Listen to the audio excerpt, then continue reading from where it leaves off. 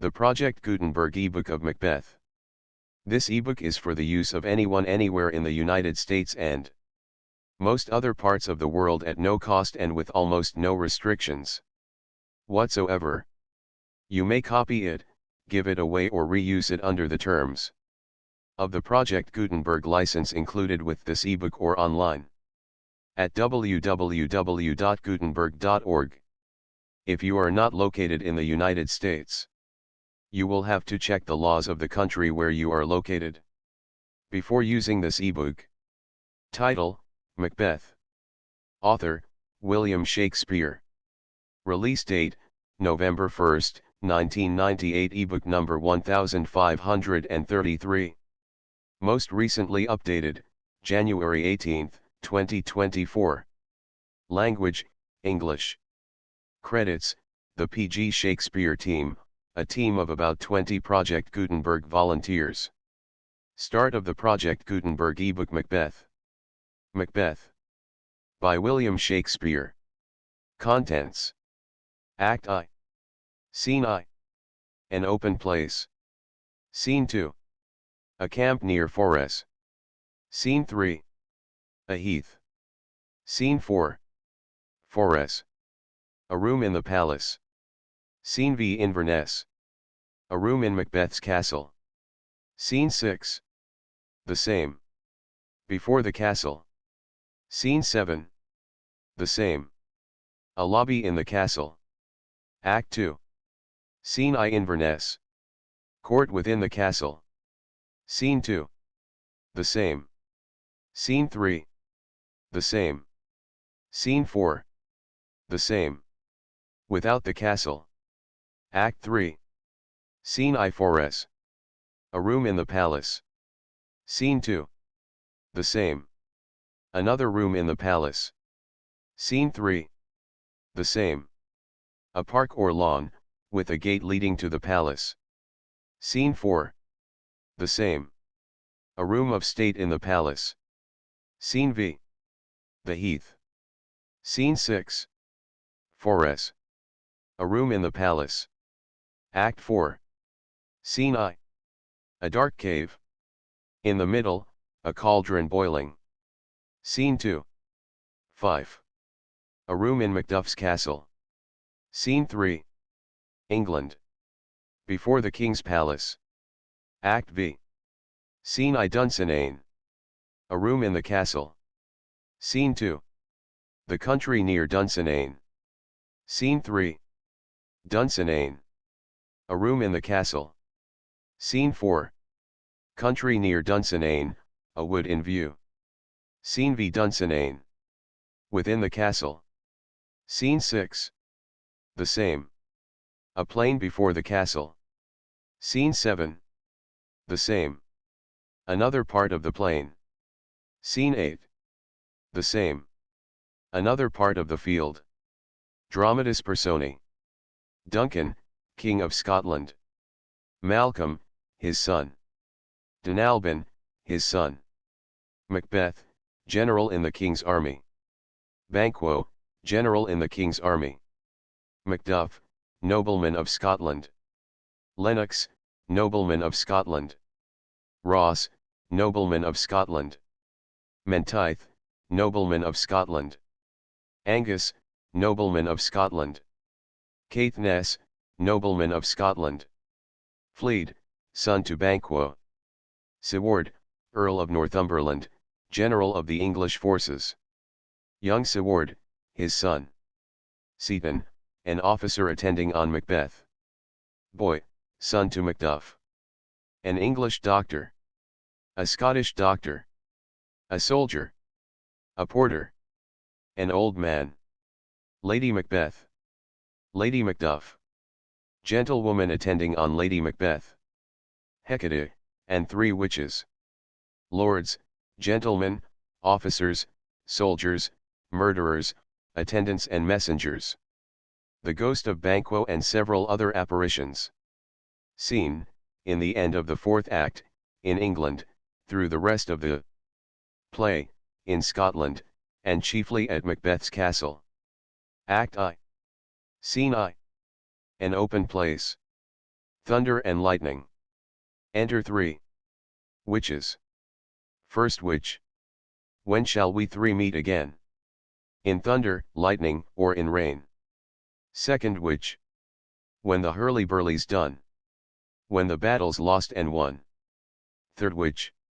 That will be ere the set of sun. First witch. Where the place? Second witch. Upon the heath. Third witch. There to meet with Macbeth. First witch. I come, Grey Malkin. Second witch. Paddock calls. Third witch. Anon. All. Fair is foul, and foul is fair. Hover through the fog and filthy air. Exeunt. Scene 2. A camp near Forres. Alarum within. Enter King Duncan. Malcolm, Dunalban, Lennox, with attendants, meeting a bleeding. Captain. Duncan. What bloody man is that? He can report. As seemeth by his plight, of the revolt. The newest state. Malcolm. This is the sergeant. Who, like a good and hardy soldier, fought. Gainst my captivity hail, brave friend. Say to the king the knowledge of the broil. As thou didst leave it. Soldier. Doubtful it stood. As 2 spent swimmers that do cling together. And choke their art. The merciless Machnenwald. Worthy to be a rebel, for to that. The multiplying villainies of nature. Do swarm upon him, from the western isles. Of kerns and gallowglasses is supplied. And fortune, on his damned quarrel smiling. Showed like a rebel's whore. But all's too weak. For brave Macbeth, well he deserves that name. Disdaining fortune, with his brandished steel. Which smocked with bloody execution. Like valor's minion, carved out his passage. Till he effaced the slave. Which ne'er shook hands, nor bade farewell to him. Till he unseamed him from the nave to the chops. And fixed his head upon our battlements. Duncan. O valiant cousin. Worthy gentleman. Soldier. As whence the sun gins his reflection. Ship-racking storms and direful thunders break. So from that spring, whence comfort seemed to come. Discomfort swells. Mark, King of Scotland, mark. No sooner justice had, with valor armed, compelled these skipping kerns to trust their heels. But the Norwegian lord, surveying vantage, with furbished arms and new supplies of men, began a fresh assault. Duncan. Dismayed not this. Our captains, Macbeth and Banquo? Soldier. Yes. As sparrows eagles, or the hare the lion. If I say sooth, I must report they were. As cannons overcharged with double cracks. So they doubly redoubled strokes upon the foe. Except they meant to bathe in reeking wounds. Or memorize another Golgotha. I cannot tell. But I am faint, my gashes cry for help. Duncan. So well thy words become thee as thy wounds. They smack of honor both go, get him surgeons. Exit captain, attended. Enter Ross and Angus. Who comes here? Malcolm. The worthy Thane of Ross. Lennox. What a haste looks through his eyes. So should he look. That seems to speak things strange. Ross. God save the king. Duncan. Whence camest thou, worthy Thane? Ross. From Fife, great king. Where the Norwegian banners flout the sky. And fan our people cold. Norway himself, with terrible numbers. Assisted by that most disloyal traitor. The Thane of Cawdor, began a dismal conflict. Till that Bellona's bridegroom, lapped in proof. Confronted him with self-comparisons. Point against point, rebellious arm gainst arm. Curbing his lavish spirit, and, to conclude, the victory fell on us. Duncan. Great happiness. Ross. That now Sweno, the Norway's king, craves composition. Nor would we deign him burial of his men. Till he dispersed at St. Colm's Inch $10,000 to our general use. Duncan. No more that Thane of Cawdor shall deceive our bosom interest. Go pronounce his present death, and with his former title greet Macbeth. Ross. I'll see it done. Duncan. What he hath lost, noble Macbeth hath won. Exeunt. Scene 3. A heath. Thunder. Enter the three witches. First witch. Where hast thou been, sister? Second witch. Killing swine. Third witch. Sister, where thou? First witch. A sailor's wife had chestnuts in her lap, and mounched, and mounched, and mounched. Give me, quoth I. Aroint thee, witch, the rump-fed Ranyan cries. Her husband's to Aleppo gone, master oth tiger. But in a sieve I'll thither sail. And, like a rat without a tail, I'll do, and I'll do. Second witch. I'll give thee a wind. First witch. Art kind. Third witch.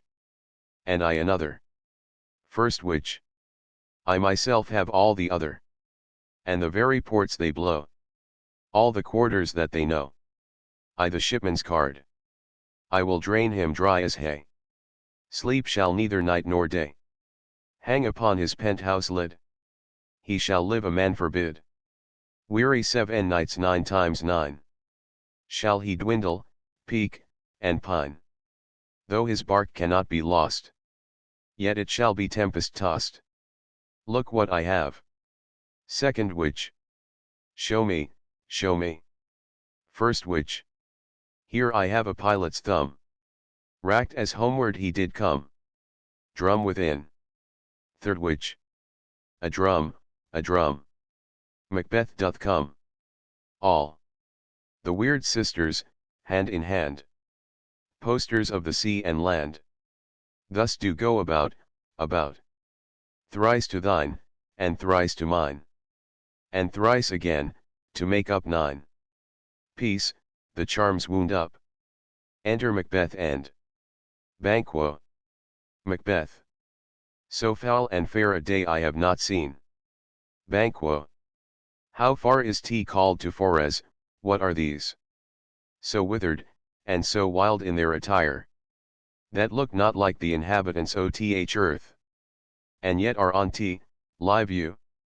Or are you aught that man may question? You seem to understand me.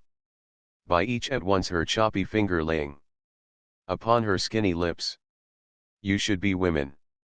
And yet your beards forbid me to interpret that you are so. Macbeth. Speak, if you can, what are you? First witch. All hail, Macbeth. Hail to thee, Thane of Glamis. Second witch. All hail, Macbeth. Hail to thee, Thane of Cawdor. Third witch. All hail, Macbeth. That shalt be king hereafter. Banquo. Good sir, why do you start and seem to fear things that do sound so fair? Ith name of truth. Are ye fantastical, or that indeed which outwardly ye show? My noble partner, you greet with present grace and great prediction of noble having and of royal hope, that he seems rapt withal. To me you speak not. If you can look into the seeds of time, and say which grain will grow, and which will not, speak then to me, who neither beg nor fear your favors nor your hate. First witch. Hail. Second witch. Hail. Third witch. Hail. First witch. Lesser than Macbeth, and greater. Second witch.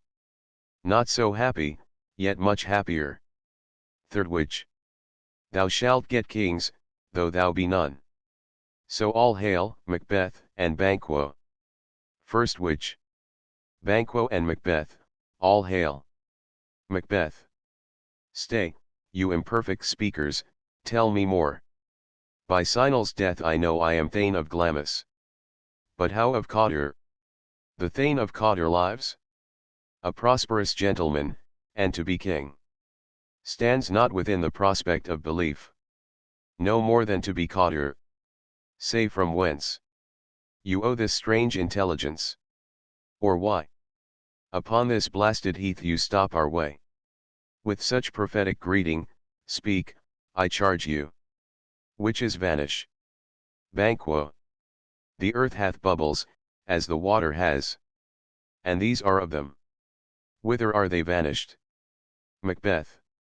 Into the air, and what seemed corporal melted as breath into the wind. Would they had stayed? Banquo. Were such things here as we do speak about?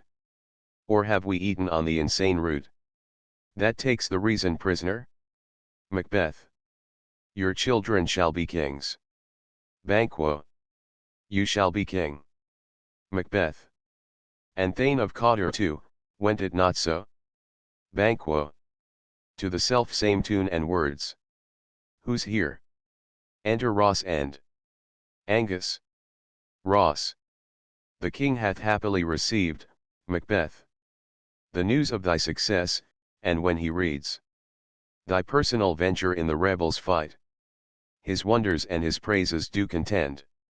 Which should be thine or his, silent with that.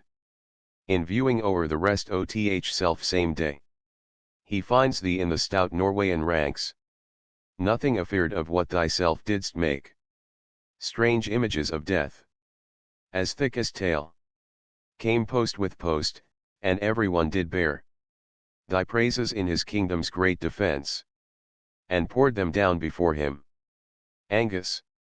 We are sent to give thee from our royal master thanks, only to herald thee into his sight, not pay thee.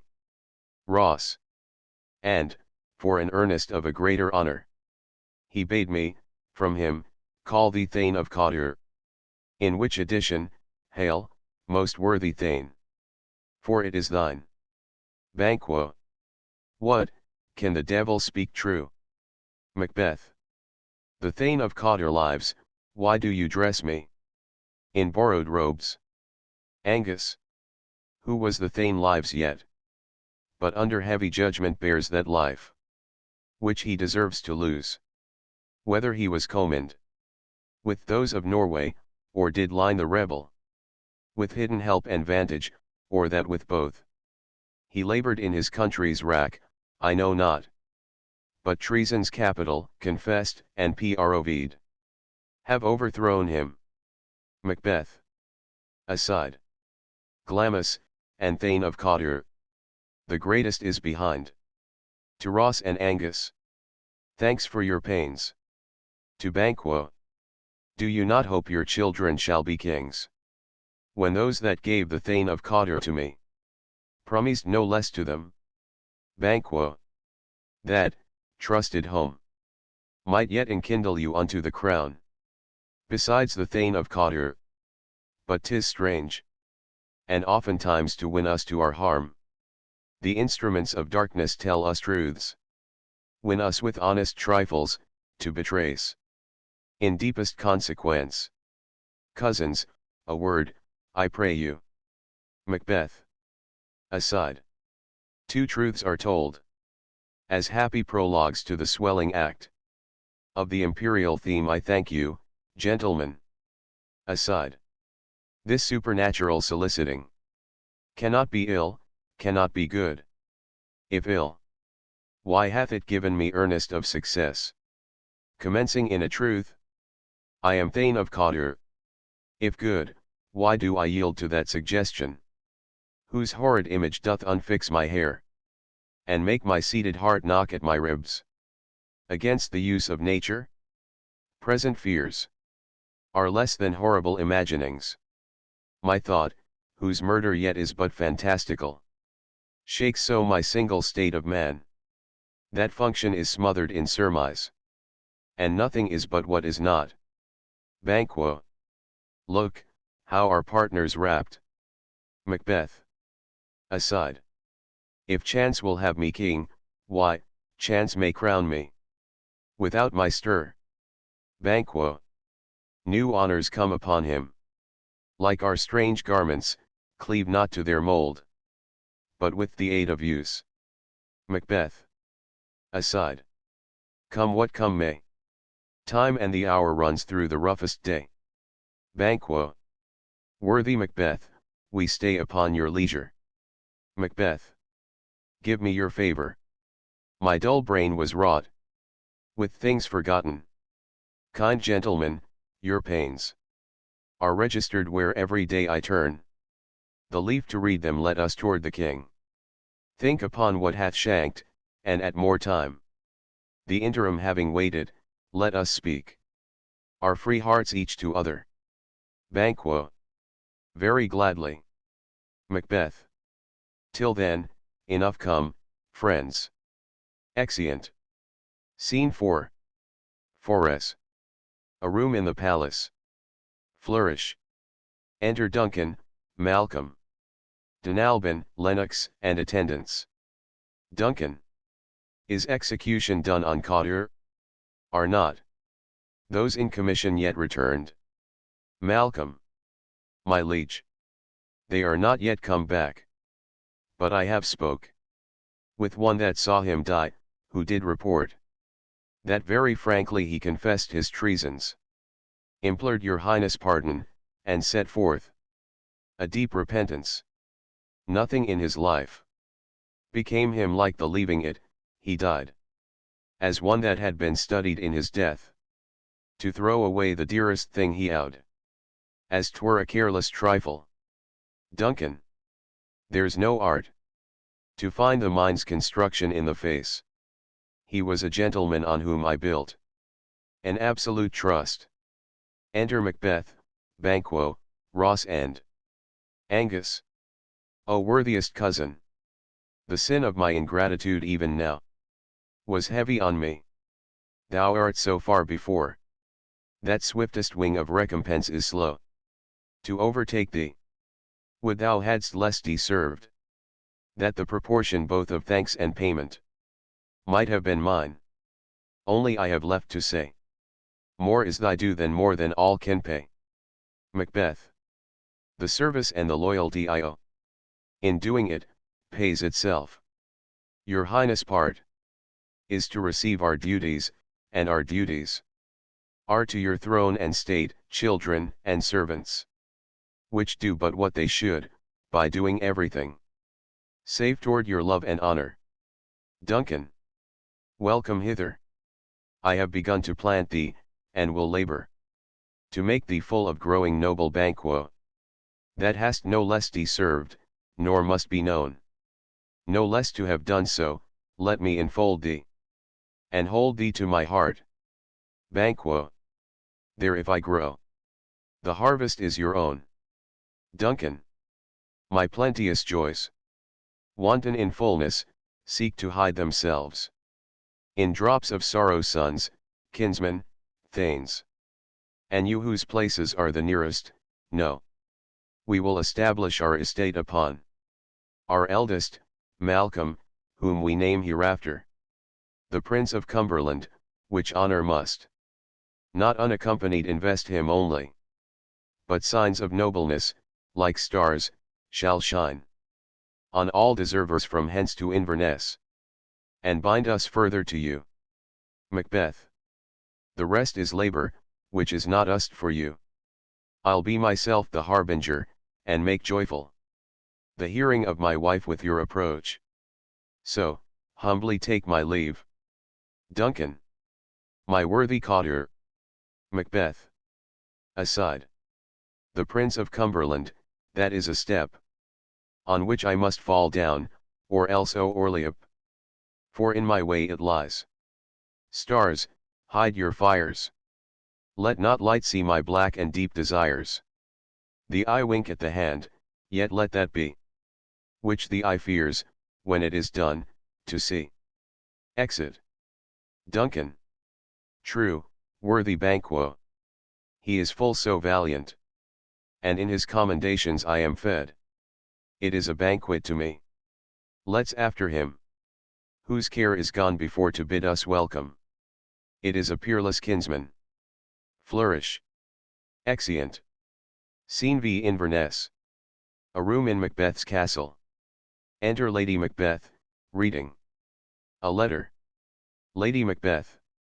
They met me in the day of success, and I have learned by the perfect st report they have more in them than mortal knowledge. When I burned in desire to question them further, they made themselves air, into which they vanished. Whiles I stood wrapped in the wonder of it, came missives from the king, who all hailed me, Thane of Cawdor, by which title, before these weird sisters saluted me, and referred me to the coming on of time, with Hail, King that shalt be. This have I thought good to deliver thee, my dearest partner of greatness, that thou mightest not lose the dues of rejoicing, by being ignorant of what greatness is promised thee. Lay it to thy heart, and farewell. Glamis thou art, and Cawdor, and shalt be what thou art promised. Yet do I fear thy nature. It is too full oth milk of human kindness. To catch the nearest way. Thou wouldst be great. Art not without ambition, but without the illness should attend it. What thou wouldst highly, that wouldst thou holily, wouldst not play false. And yet wouldst wrongly win. Thou dst have, great Glamis. That which cries, thus thou must do, if thou have it. And that which rather thou dost fear to do, than wishest should be undone. Hie thee hither, that I may pour my spirits in thine ear, and chastise with the valor of my tongue all that impedes thee from the golden round, which fate and metaphysical aid doth seem to have thee crowned withal. Enter a messenger. What is your tidings? Messenger. The king comes here tonight. Lady Macbeth. Thou art mad to say it. Is not thy master with him? Who, were so, would have informed for preparation. Messenger. So please you, it is true. Our Thane is coming. One of my fellows had the speed of him, who, almost dead for breath, had scarcely more than would make up his message. Lady Macbeth. Give him tending. He brings great news. Exit messenger. The raven himself is hoarse. That croaks the fatal entrance of Duncan under my battlements.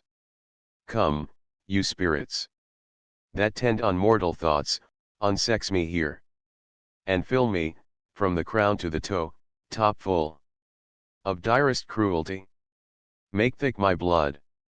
Stop up access and passage to remorse, that no compunctious visitings of nature shake my fell purpose, nor keep peace between effect and it. Come to my woman's breasts, and take my milk for gall, your murdering ministers. Wherever in your sightless substances you wait on nature's mischief. Come, thick night, and pall thee in the dunnest smoke of hell, that my keen knife see not the wound it makes, nor heaven peep through the blanket of the dark, to cry, hold, hold. Enter Macbeth. Great Glamis, worthy Cawdor, greater than both, by the all hail hereafter. Thy letters have transported me beyond this ignorant present, and I feel now the future in the instant. Macbeth. My dearest love. Duncan comes here tonight. Lady Macbeth. And when goes hence? Macbeth. Tomorrow, as he purposes. Lady Macbeth. Oh, never shall sun that morrow see. Your face, my Thane, is as a book where men may read strange matters, to beguile the time. Look like the time, bear welcome in your eye.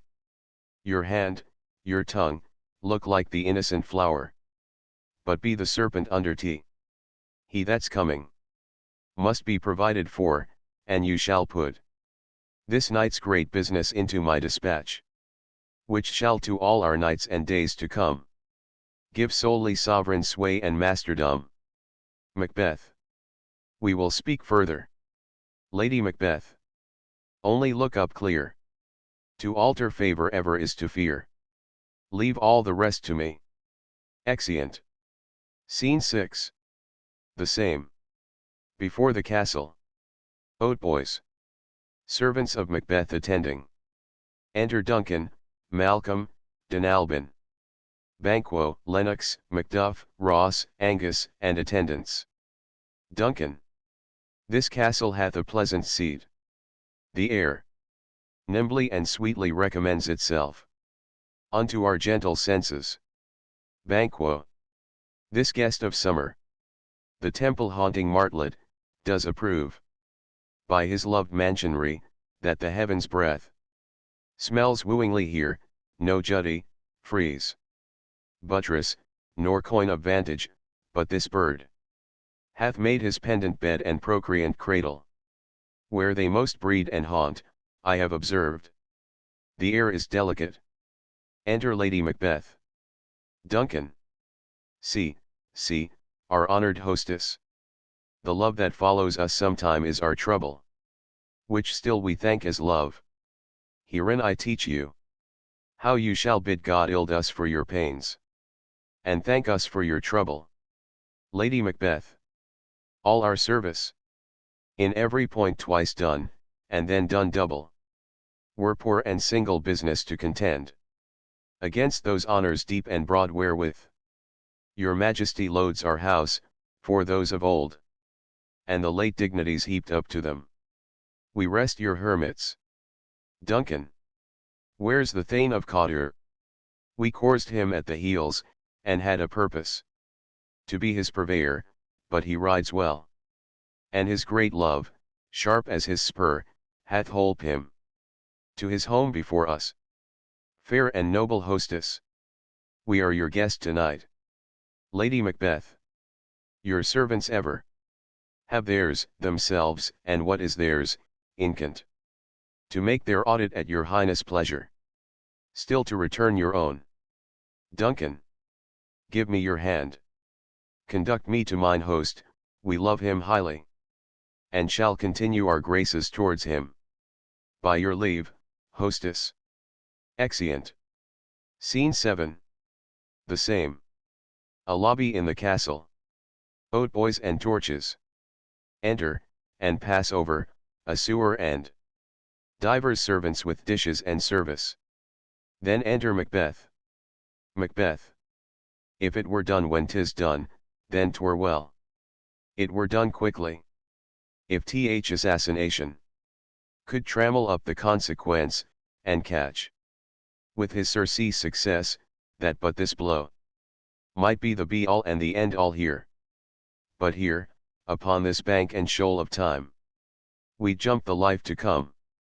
But in these cases, we still have judgment here, that we but teach bloody instructions, which being taught, return to plague inventor. This even-handed justice commends ingredients of our poisoned chalice to our own lips. He's here in double trust. First, as I am his kinsman and his subject, strong both against the deed, then, as his host, who should against his murderer shut the door, not bear the knife myself.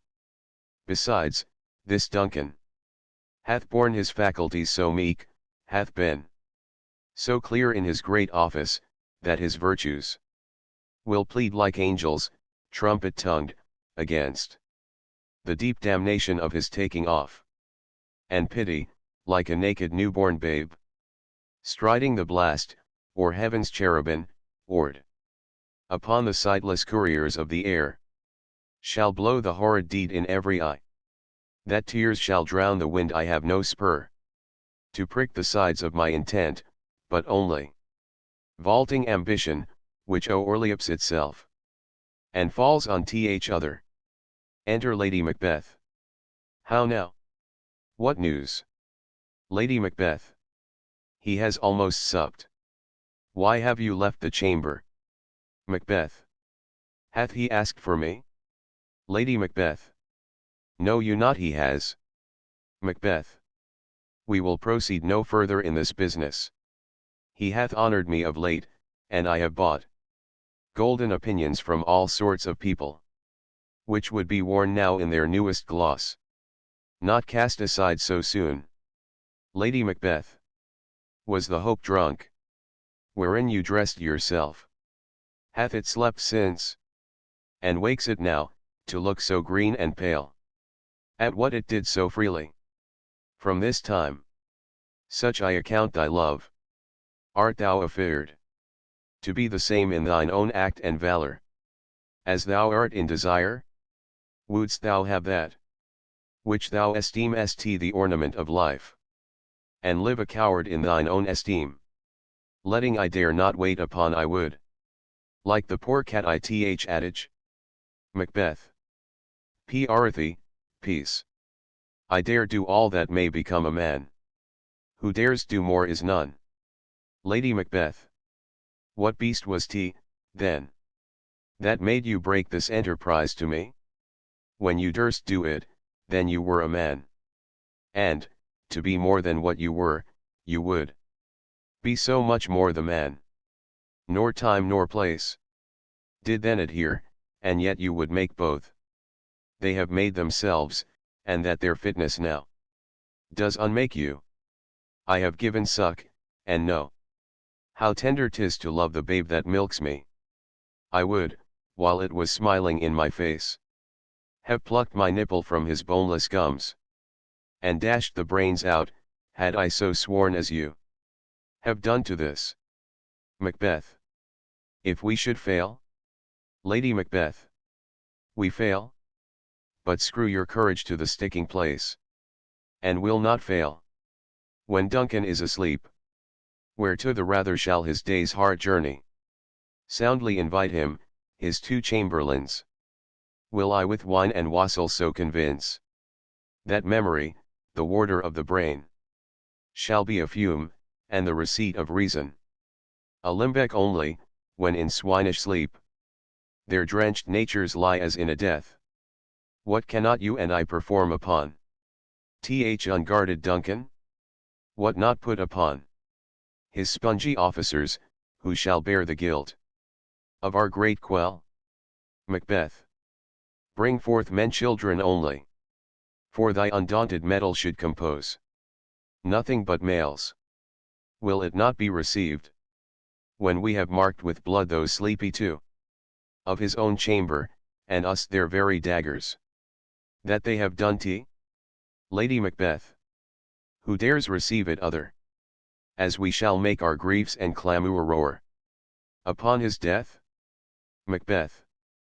I am settled, and bend up, each corporal agent to this terrible feat. Away, and mock the time with fairest show. False face must hide what the false heart doth know. Exeunt. Act 2. Scene I Inverness. Court within the castle. Enter Banquo and Fleed with a torch before him. Banquo. How goes the night, boy? Fleed. The moon is down, I have not heard the clock. Banquo. And she goes down at 12. Fleed. I take tea, 'tis later, sir. Banquo. Hold, take my sword, there's husbandry in heaven. Their candles are all out. Take thee that too. A heavy summons lies like lead upon me, and yet I would not sleep. Merciful powers, restrain in me the cursed thoughts that nature gives way to in repose. Enter Macbeth and a servant with a torch. Give me my sword. Who's there? Macbeth. A friend. Banquo. What, sir, not yet at rest? The king's abed. He hath been in unusual pleasure and sent forth great largesse to your offices. This diamond he greets your wife withal, by the name of most kind hostess, and shut up in measureless content. Macbeth. Being unprepared, our will became the servant to defect, which else should free have wrought. Banquo. All's well. I dreamt last night of the three weird sisters, To you they have showed some truth. Macbeth. I think not of them. Yet, when we can entreat an hour to serve, we would spend it in some words upon that business. If you would grant the time. Banquo. At your kind leisure. Macbeth. If you shall cleave to my consent, when 'tis, it shall make honor for you. Banquo. So I lose none in seeking to augment it, but still keep my bosom franchized, and allegiance clear. I shall be counselled. Macbeth. Good repose the while. Banquo. Thanks, sir, the like to you. Exeunt Banquo and fleed. Macbeth. Go bid thy mistress, when my drink is ready, she strike upon the bell. Get thee to bed. Exit servant. Is this a dagger which I see before me? The handle toward my hand? Come, let me clutch thee. I have thee not, and yet I see thee still.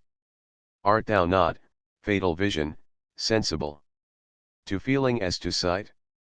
Or art thou but a dagger of the mind, a false creation, proceeding from the heat-oppressed brain?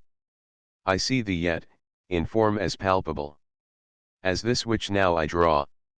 Thou marshallest me the way that I was going, and such an instrument I was to use. Mine eyes are made the fools o' the other senses.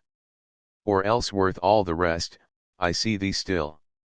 And on thy blade and dudgeon, gouts of blood. Which was not so before, there's no such thing. It is the bloody business which informs. Thus to mine eyes now o'er the one half world, nature seems dead, and wicked dreams abuse. The curtain sleep. Witchcraft celebrates pale Hecate's offerings, and withered murder. Alarumed by his sentinel, the wolf, whose howls his watch, thus with his stealthy pace, with Tarquin's ravishing strides, towards his design, moves like a ghost thou sure and firm set earth. Hear not my steps, which way they walk, for fear thy very stones prate of my whereabout, and take the present horror from the time, which now suits with it whiles I thread, he lives. Words to the heat of deeds too cold breath gives. A bell rings. I go, and it is done. The bell invites me. Hear it not, Duncan, for it is a knell that summons thee to heaven or to hell. Exit. Scene 2. The same. Enter Lady Macbeth. Lady Macbeth. That which hath made them drunk hath made me bold. What hath quenched them hath given me fire. Hark, peace. It was the owl that shrieked, the fatal bellman, which gives the stern good night. He is about it. The doors are open, and the surfeited grooms do mock their charge with snores. I have drugged their possets, that death and nature do contend about them, whether they live or die. Macbeth. Within. Who's there? What, ho? Lady Macbeth. Alack! I am afraid they have awaked, and 'tis not done. Attempt and not the deed. Confounds us. Hark, I laid their daggers ready. He could not miss had he not resembled my father as he slept. I had done my husband. Enter Macbeth. Macbeth. I have done the deed. Didst thou not hear a noise? Lady Macbeth. I heard the owl scream and the crickets cry. Did not you speak? Macbeth. When? Lady Macbeth. Now. Macbeth. As I descended? Lady Macbeth. I. Macbeth. Hark, who lies second chamber? Lady Macbeth. Denalbin. Macbeth. This is a sorry sight. Looking on his hands. Lady Macbeth. A foolish thought, to say a sorry sight. Macbeth. There's one did laugh in sleep, and one cried murder. That they did wake each other, I stood and heard them. But they did say their prayers, and addressed them again to sleep. Lady Macbeth. There are two lodg'd together. Macbeth. One cried, God bless us, and, Amen, the other. As they had seen me with these hangman's hands. Listening their fear, I could not say Amen. When they did say, God bless us. Lady Macbeth. Consider it not so deeply. Macbeth. But wherefore could not I pronounce Amen? I had most need of blessing, and Amen stuck in my throat. Lady Macbeth. These deeds must not be thought after these ways, so, it will make us mad. Macbeth. Methought I heard a voice cry, sleep no more. Macbeth does murder sleep, the innocent sleep. Sleep that knits up the ravelled sleeve of care. The death of each day's life, sore labour's bath. Balm of hurt minds, great nature's second course. Chief nourisher in life's feast. Lady Macbeth. What do you mean? Macbeth. Still it cried, sleep no more, to all the house. Glamis hath murdered sleep, and therefore caught her. Shall sleep no more. Macbeth shall sleep no more. Lady Macbeth. Who was it that thus cried? Why, worthy Thane. You do unbend your noble strength to think so brain-sickly of things. Go get some water, and wash this filthy witness from your hand. Why did you bring these daggers from the place? They must lie there, go carry them, and smear the sleepy grooms with blood. Macbeth. I'll go no more. I am afraid to think what I have done. Look on tea again I dare not. Lady Macbeth. Infirm of purpose. Give me the daggers. The sleeping and the dead are but as pictures. 'Tis the eye of childhood that fears a painted devil. If he do bleed, I'll gild the faces of the grooms withal, for it must seem their guilt. Exit. Knocking within. Macbeth. Whence is that knocking? How is tea with me, when every noise appalls me? What hands are here? Ha, they pluck out mine eyes. Will all great Neptune's ocean wash this blood clean from my hand? No, this my hand will rather. The multitudinous seas incarnadine, making the green one red. Enter Lady Macbeth. Lady Macbeth. My hands are of your color, but I shame to wear a heart so white. Knocking within. I hear knocking. At the south entry retire we to our chamber. A little water clears us of this deed. How easy is it then? Your constancy hath left you unattended knocking within. Hark, more knocking. Get on your nightgown, lest occasion call us, and show us to be watchers. Be not lost so poorly in your thoughts. Macbeth. To know my deed, 'twere best not know myself. Knocking within. Wake Duncan with thy knocking. I would thou couldst. Exeunt. Scene 3. The same. Enter a porter. Knocking. Within. Porter. Here's a knocking indeed. If a man were porter of Hell Gate, he should have old turning the key. Knocking. Knock, knock, knock. Who's there? Ith name of Beelzebub. Here's a farmer that hanged himself on the expectation of plenty, come in time, have napkins enow about. You, here you'll sweat for tea. Knocking. Knock, knock. Who's there? Ith other devil's name. Faith. Here's an equivocator, that could swear in both the scales against either scale, who committed treason enough for God's sake, yet could not equivocate to heaven. Oh, come in, equivocator. Knocking. Knock, knock. Knock. Who's there? Faith, here's an English tailor come hither. For stealing out of a French hose, come in, tailor, here you may roast your goose. Knocking. Knock, knock. Never at quiet. What are you, but This place is too cold for hell. I'll devil porter it no further. I had thought to have let in some of all professions, that go the primrose way to everlasting bonfire. Knocking. Anon, anon. I pray you. Remember the porter. Opens the gate. Enter Macduff and Lennox. Macduff. Was it so late, friend, ere you went to bed, that you do lie so late? Porter. Faith, sir, we were carousing till the second cock, and drink, sir, is a great provoker of three things. Macduff. What three things does drink especially provoke? Porter. Marry, sir, nose painting, sleep, and urine. Lechery, sir, it provokes and unprovokes, it provokes the desire, but it takes away the performance.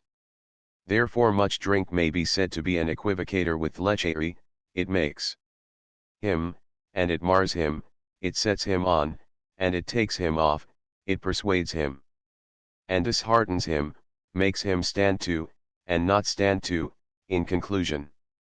Equivocates him in a sleep, and giving him the lie, leaves him. Macduff. I believe drink gave thee the lie last night. Porter. That it did, sir, I the very throat on me, but I requited him for his lie, and, I think, being too strong for him, though he took up my legs sometime, yet I made a shift to cast him. Macduff. Is thy master stirring? Enter Macbeth. Our knocking has awaked him, here he comes. Lennox. Good morrow, noble sir. Macbeth. Good morrow, both. Macduff. Is the king stirring, worthy Thane? Macbeth. Not yet. Macduff. He did command me to call timely on him. I have almost slipped the hour. Macbeth. I'll bring you to him. Macduff.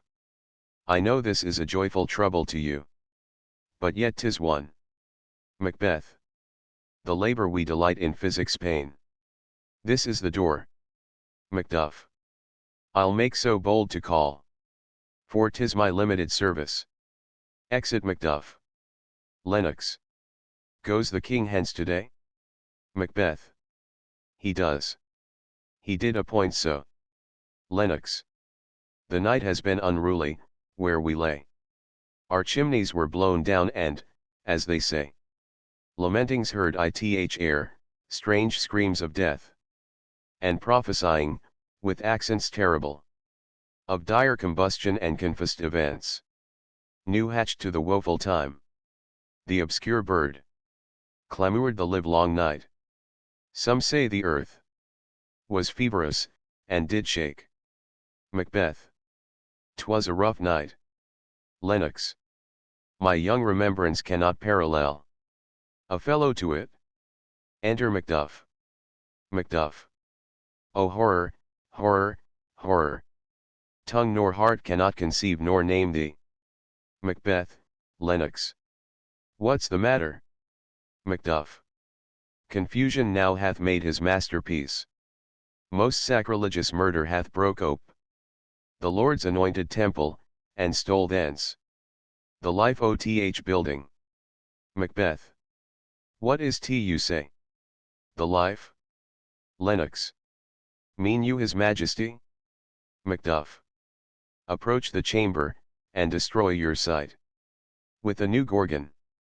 Do not bid me speak. See, and then speak yourselves. Exeunt Macbeth and Lennox. Awake, awake. Ring the alarum bell, murder and treason. Banquo and an Albin. Malcolm. Awake. Shake off this downy sleep, death's counterfeit. And look on death itself. Up, up, and see the great doom's image. Malcolm. Banquo. As from your graves rise up, and walk like sprites, to countenance this horror. Alarum bell rings. Enter Lady Macbeth. Lady Macbeth. What's the business? that such a hideous trumpet calls to parley. The sleepers of the house? Speak, speak. Macduff. O gentle lady! 'Tis not for you to hear what I can speak. The repetition, in a woman's ear, would murder as it fell. Enter Banquo. O Banquo, Banquo! Our royal master's murdered. Lady Macbeth. Woe, alas! What, in our house? Banquo. Too cruel anywhere. Dear Duff, I pray thee, contradict thyself. And say it is not so. Enter Macbeth and Lennox with Ross. Macbeth. Had I but died an hour before this chance, I had lived a blessed time, for, from this instant, there's nothing serious in mortality. All is but toys, renown and grace is dead. The wine of life is drawn, and the mere lees is left this vault to brag of. Enter Malcolm and Denalban. Denalban. What is amiss? Macbeth. You are, and do not know tea. The spring, the head, the fountain of your blood, is stopped, the very source of it is stopped. Macduff. Your royal father's murdered. Malcolm. Oh, by whom? Lennox. Those of his chamber, as it seemed, had done tea. Their hands and faces were all badged with blood. So were their daggers, which, unwhipped, we found upon their pillows. They starred, and were distracted. No man's life was to be trusted with them. Macbeth. Oh, yet I do repent me of my fury, that I did kill them. Macduff. Wherefore did you so? Macbeth. Who can be wise, amazed, temperate, and furious, loyal and neutral, in a moment? No man. Th expedition of my violent love. Outrun the pauser, reason. Here lay Duncan. His silver skin lacked with his golden blood, and his gashed stabs looked like a breach in nature. For ruin's wasteful entrance, there, the murderers, steeped in the colors of their trade, their daggers, unmannerly breached with gore. Who could refrain? That had a heart to love, and in that heart, courage to makes love known? Lady Macbeth. Help me hence, ho! Macduff. Look to the lady. Malcolm. Why do we hold our tongues? That most may claim this argument for ours.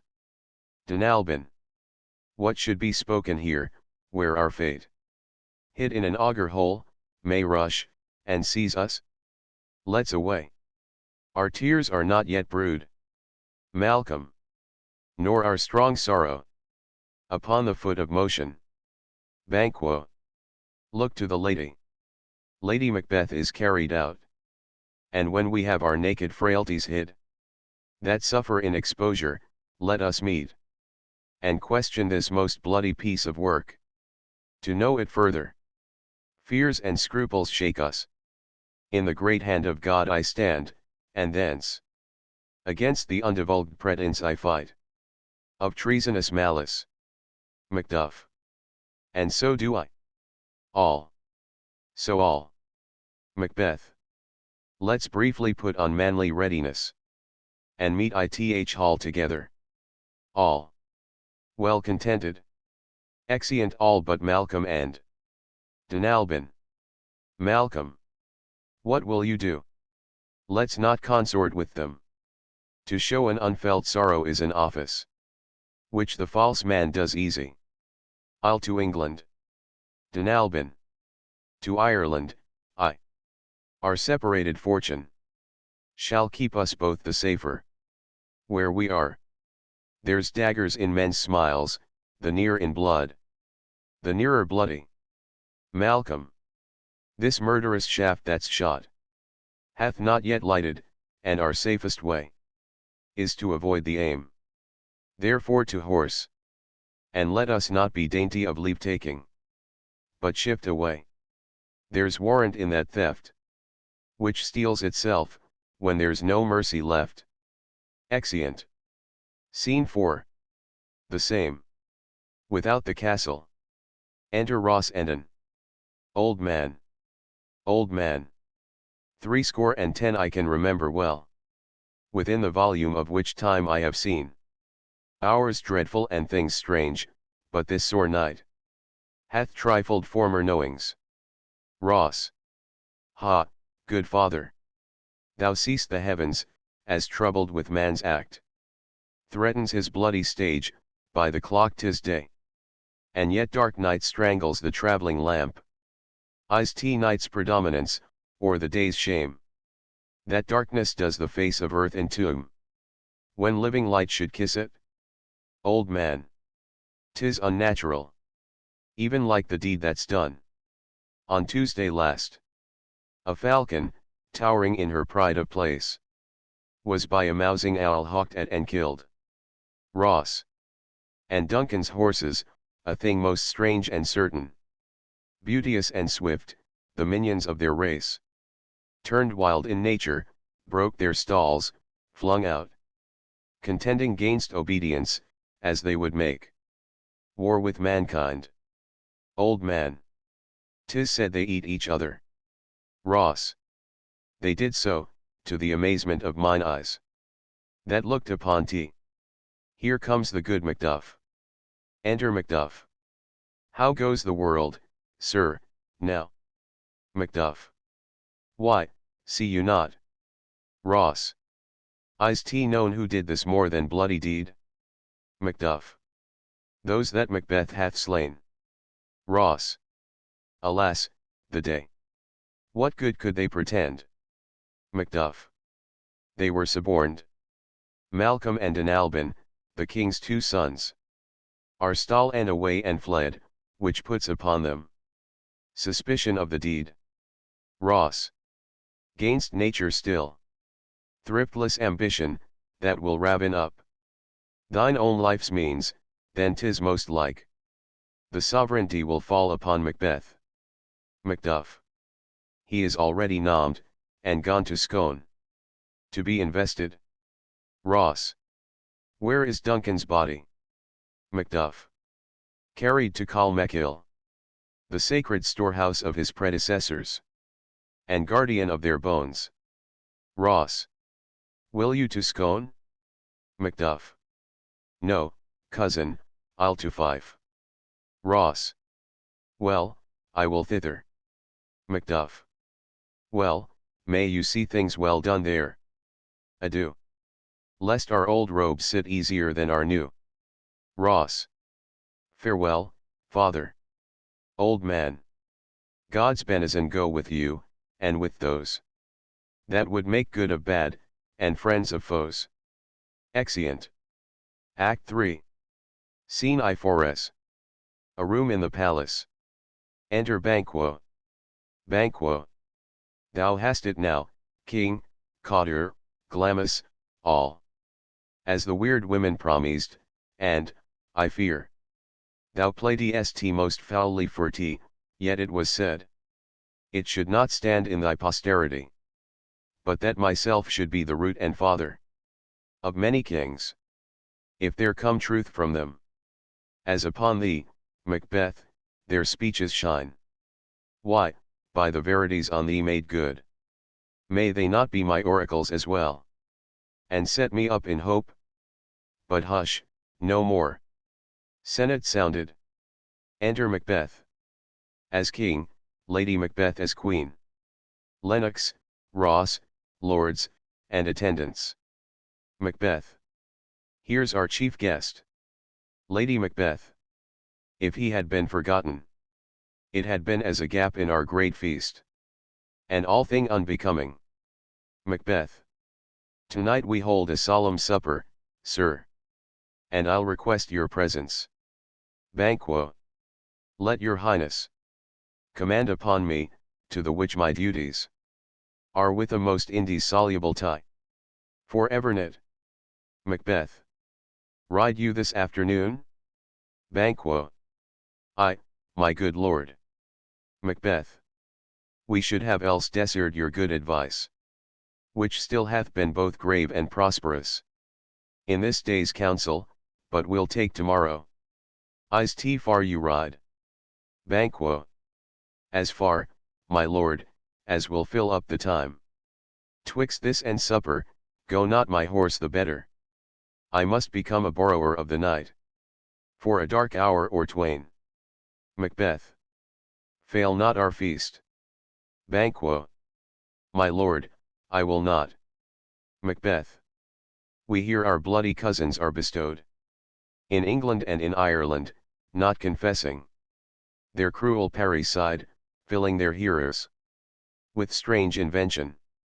But of that tomorrow, when therewithal we shall have cause of state, craving us jointly. Hie you to horse, adieu. Till you return at night. Goes fleet with you. Banquo. My good lord, our time does call upon's. Macbeth. I wish your horses swift and sure of foot. And so I do commend you to their backs. Farewell. Exit Banquo. Let every man be master of his time. Till 7 at night, to make society the sweeter welcome, we will keep ourself. Till supper time alone, while then, God be with you. Exeunt Lady Macbeth, lords. N.C. Sirrah, a word with you.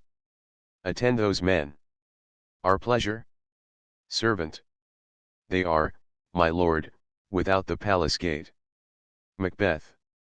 Bring them before us. Exit servant. To be thus is nothing. But to be safely thus. Our fears in Banquo stick deep, and in his royalty of nature reigns that which would be feared, 'tis much he dares. And, to that dauntless temper of his mind, he hath a wisdom that doth guide his valor to act in safety. There is none but he, whose being I do fear, and under him my genius is rebuked, as, it is said, Mark Antony's was by Caesar. He chid the sisters, when first they put the name of king upon me, and bade them speak to him. Then, prophet-like, they hailed him father to a line of kings. Upon my head they plucked a fruitless crown, and put a barren scepter in my gripe, thence to be wrenched with an unlineal hand. No son of mine succeeding. If 't be so, for Banquo's issue have I filled my mind. For them the gracious Duncan have I murdered. Put rancour in the vessel of my peace. Only for them, and mine eternal jewel, given to the common enemy of man.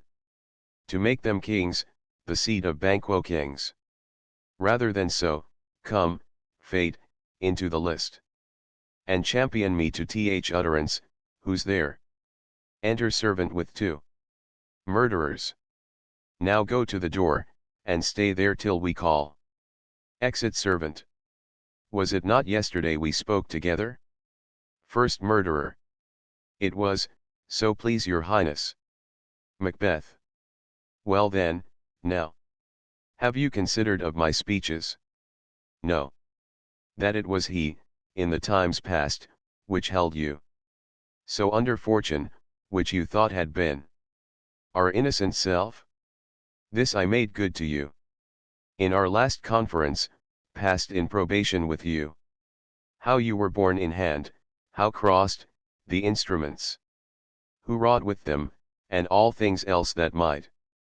To half a soul and to a notion crased. Say, thus did Banquo. First murderer. You made it known to us. Macbeth. I did so, and went further, which is now our point of second meeting. Do you find your patience so predominant in your nature, that you can let this go?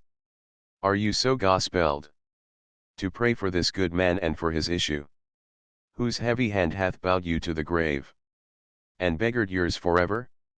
First murderer. We are men, my liege. Macbeth. In the catalogue ye go for men. As hounds, and greyhounds, mongrels, spaniels, curs, chows, water rugs, and demi-wolves are clept. All by the name of dogs, the valued file distinguishes the swift, the slow, the subtle, the housekeeper, the hunter, every one, according to the gift which bounteous nature hath in him clost, whereby he does receive particular addition, from the bill that writes them all alike, and so of men. Now, if you have a station in the file, not ith worst rank of manhood, say t. And I will put that business in your bosoms, whose execution takes your enemy off, grapples you to the heart and love of us, who wear our health but sickly in his life, which in his death were perfect. Second murderer. I am one, my liege, whom the vile blows and buffets of the world hath so incensed that I am reckless what I do to spite the world. First murderer. And I another, so weary with disasters, tugged with fortune, that I would set my life on any chance to mend it or be rid on't. Macbeth. Both of you. No Banquo was your enemy. Both murderers. True, my lord. Macbeth. So is he mine, and in such bloody distance, that every minute of his being thrusts against my near st of life, and though I could with bare fact power sweep him from my sight, and bid my will avouch it, yet I must not. For certain friends that are both his and mine, whose loves I may not drop, but wail his fall, who I myself struck down, and thence it is that I to your assistance do make love, masking the business from the common eye, for sundry weighty reasons. Second murderer. We shall, my lord, perform what you command us. First murderer. Though our lives, Macbeth, your spirits shine through you, within this hour at most, I will advise you where to plant yourselves, acquaint you with the perfect spy oth time, the moment on tea, for tea must be done tonight, and something from the palace, always thought that I require a clearness, and with him, to leave no rubs nor botches in the work. Fleet his son, that keeps him company, whose absence is no less material to me than is his father's, must embrace the fate of that dark hour. Resolve yourselves apart. I'll come to you anon. Both murderers. We are resolved, my lord. Macbeth. I'll call upon you straight, abide within. Exeunt murderers. It is concluded. Banquo, thy soul's flight, if it find heaven, must find it out tonight. Exit. Scene 2. The same. Another room in the palace. Enter Lady Macbeth and a servant. Lady Macbeth. Is Banquo gone from court? Servant. Aye, madam, but returns again tonight. Lady Macbeth. Say to the king, I would attend his leisure for a few words. Servant. Madam, I will. Exit. Lady Macbeth. Naught's had, all's spent. Where our desire is got without content, 'tis safer to be that which we destroy, than by destruction dwell in doubtful joy. Enter Macbeth. How now, my lord, why do you keep alone? Of sorriest fancies your companions making, using those thoughts which should indeed have died.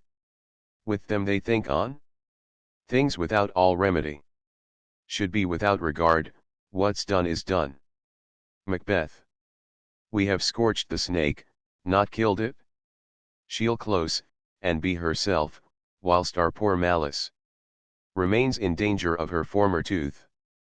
But let the frame of things disjoint, both the worlds suffer, ere we will eat our meal in fear, and sleep in the affliction of these terrible dreams that shake us nightly.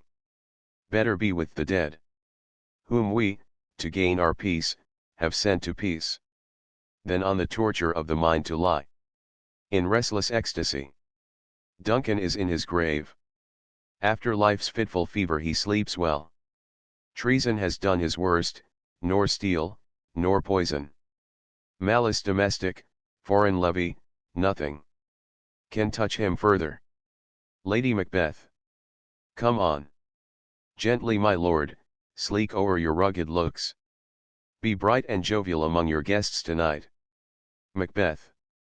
So shall I, love, and so, I pray, be you. Let your remembrance apply to Banquo. Present him eminence, both with eye and tongue.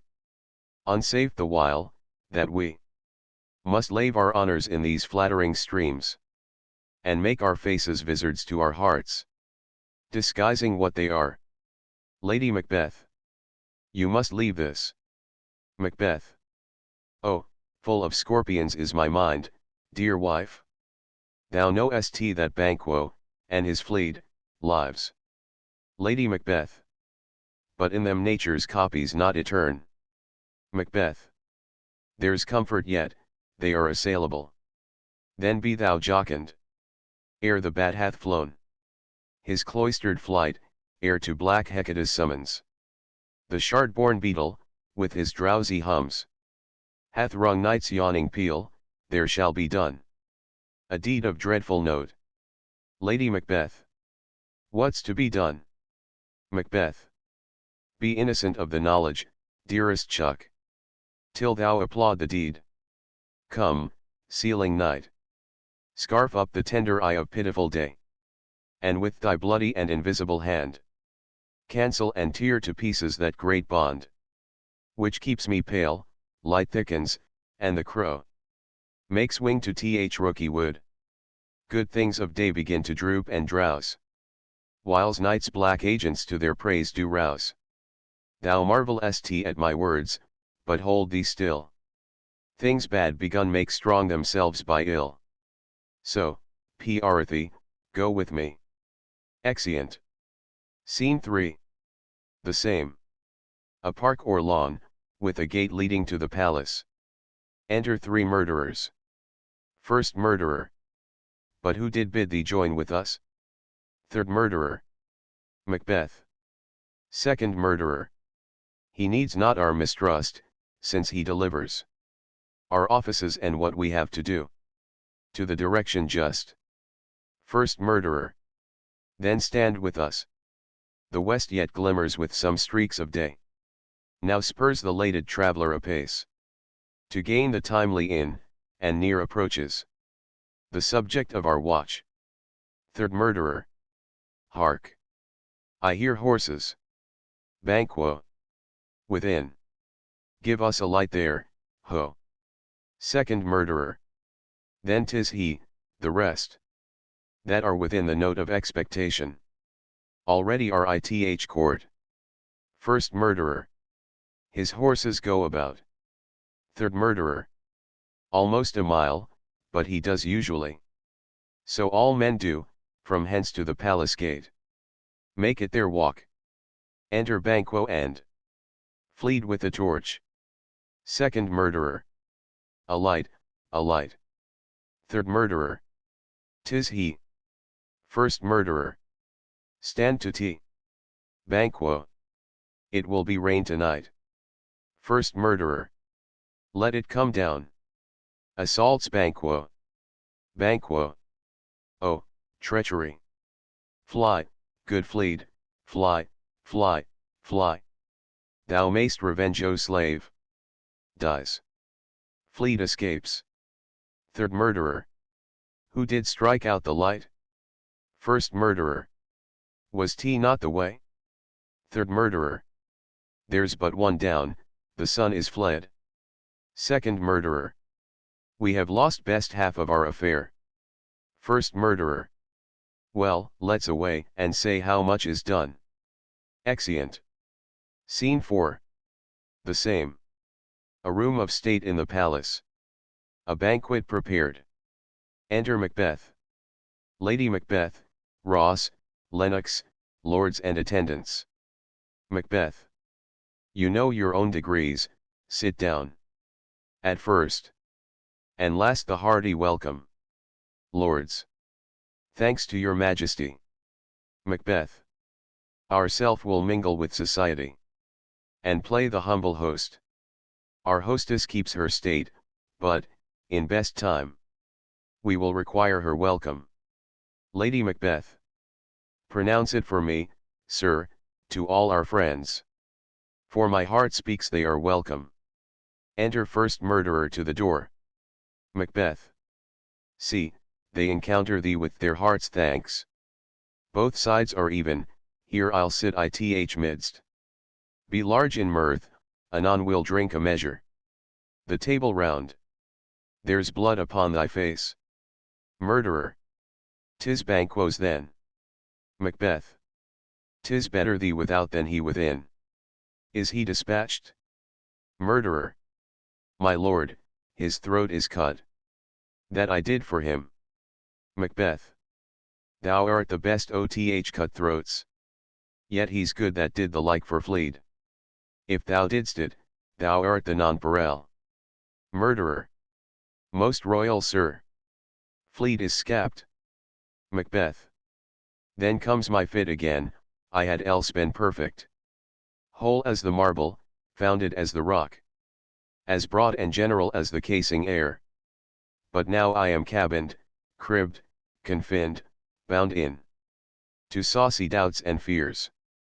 But Banquo's safe? Murderer. I, my good lord. Safe in a ditch he bides. With 20 trench-head gashes on his head. The least a death to nature. Macbeth. Thanks for that. There the grown serpent lies, the worm that's fled. Hath nature that in time will venom breed. No teeth for present get thee gone, tomorrow. We'll hear, ourselves, again. Exit murderer. Lady Macbeth. My royal lord. You do not give the cheer, the feast is sold. That is not often vouched, while 'tis a making. 'Tis given with welcome. To feed were best at home. From thence the sauce to meat is ceremony. Meeting were bare without it. The ghost of Banquo rises, and sits in Macbeth's place. Macbeth. Sweet remembrancer. Now, good digestion wait on appetite. And health on both. Lennox. May tea please your highness sit. Macbeth. Here had we now our country's honour roofed. Were the gract person of our Banquo present. Who may I rather challenge for unkindness, than pity for mischance. Ross. His absence, sir. Lays blame upon his promise. Please tea your highness. To grace us with your royal company. Macbeth. The table's full. Lennox. Here is a place reserved, sir. Macbeth. Where? Lennox. Here, my good lord. What is tea that moves your highness? Macbeth. Which of you have done this? Lords. What, my good lord? Macbeth. Thou canst not say I did it? Never shake thy gory locks at me. Ross. Gentlemen, rise, his highness is not well. Lady Macbeth. Sit, worthy friends. My lord is often thus. And hath been from his youth, pray you, keep seat. The fit is momentary, upon a thought. He will again be well. If much you note him, you shall offend him, and extend his passion. Feed, and regard him not. Are you a man? Macbeth. I, and a bold one, that dare look on that which might appal the devil. Lady Macbeth. O proper stuff! This is the very painting of your fear. This is the air-drawn dagger which you said led you to Duncan. Oh, these flaws, and starts. Impostors to true fear, would well become a woman's story at a winter's fire. Authorist by her grandam. Shame itself. Why do you make such faces? When all's done, you look but on a stool. Macbeth. P. Arthy, see there. Behold. Look. Lo. How say you? Why, what care I? If thou canst nod, speak too.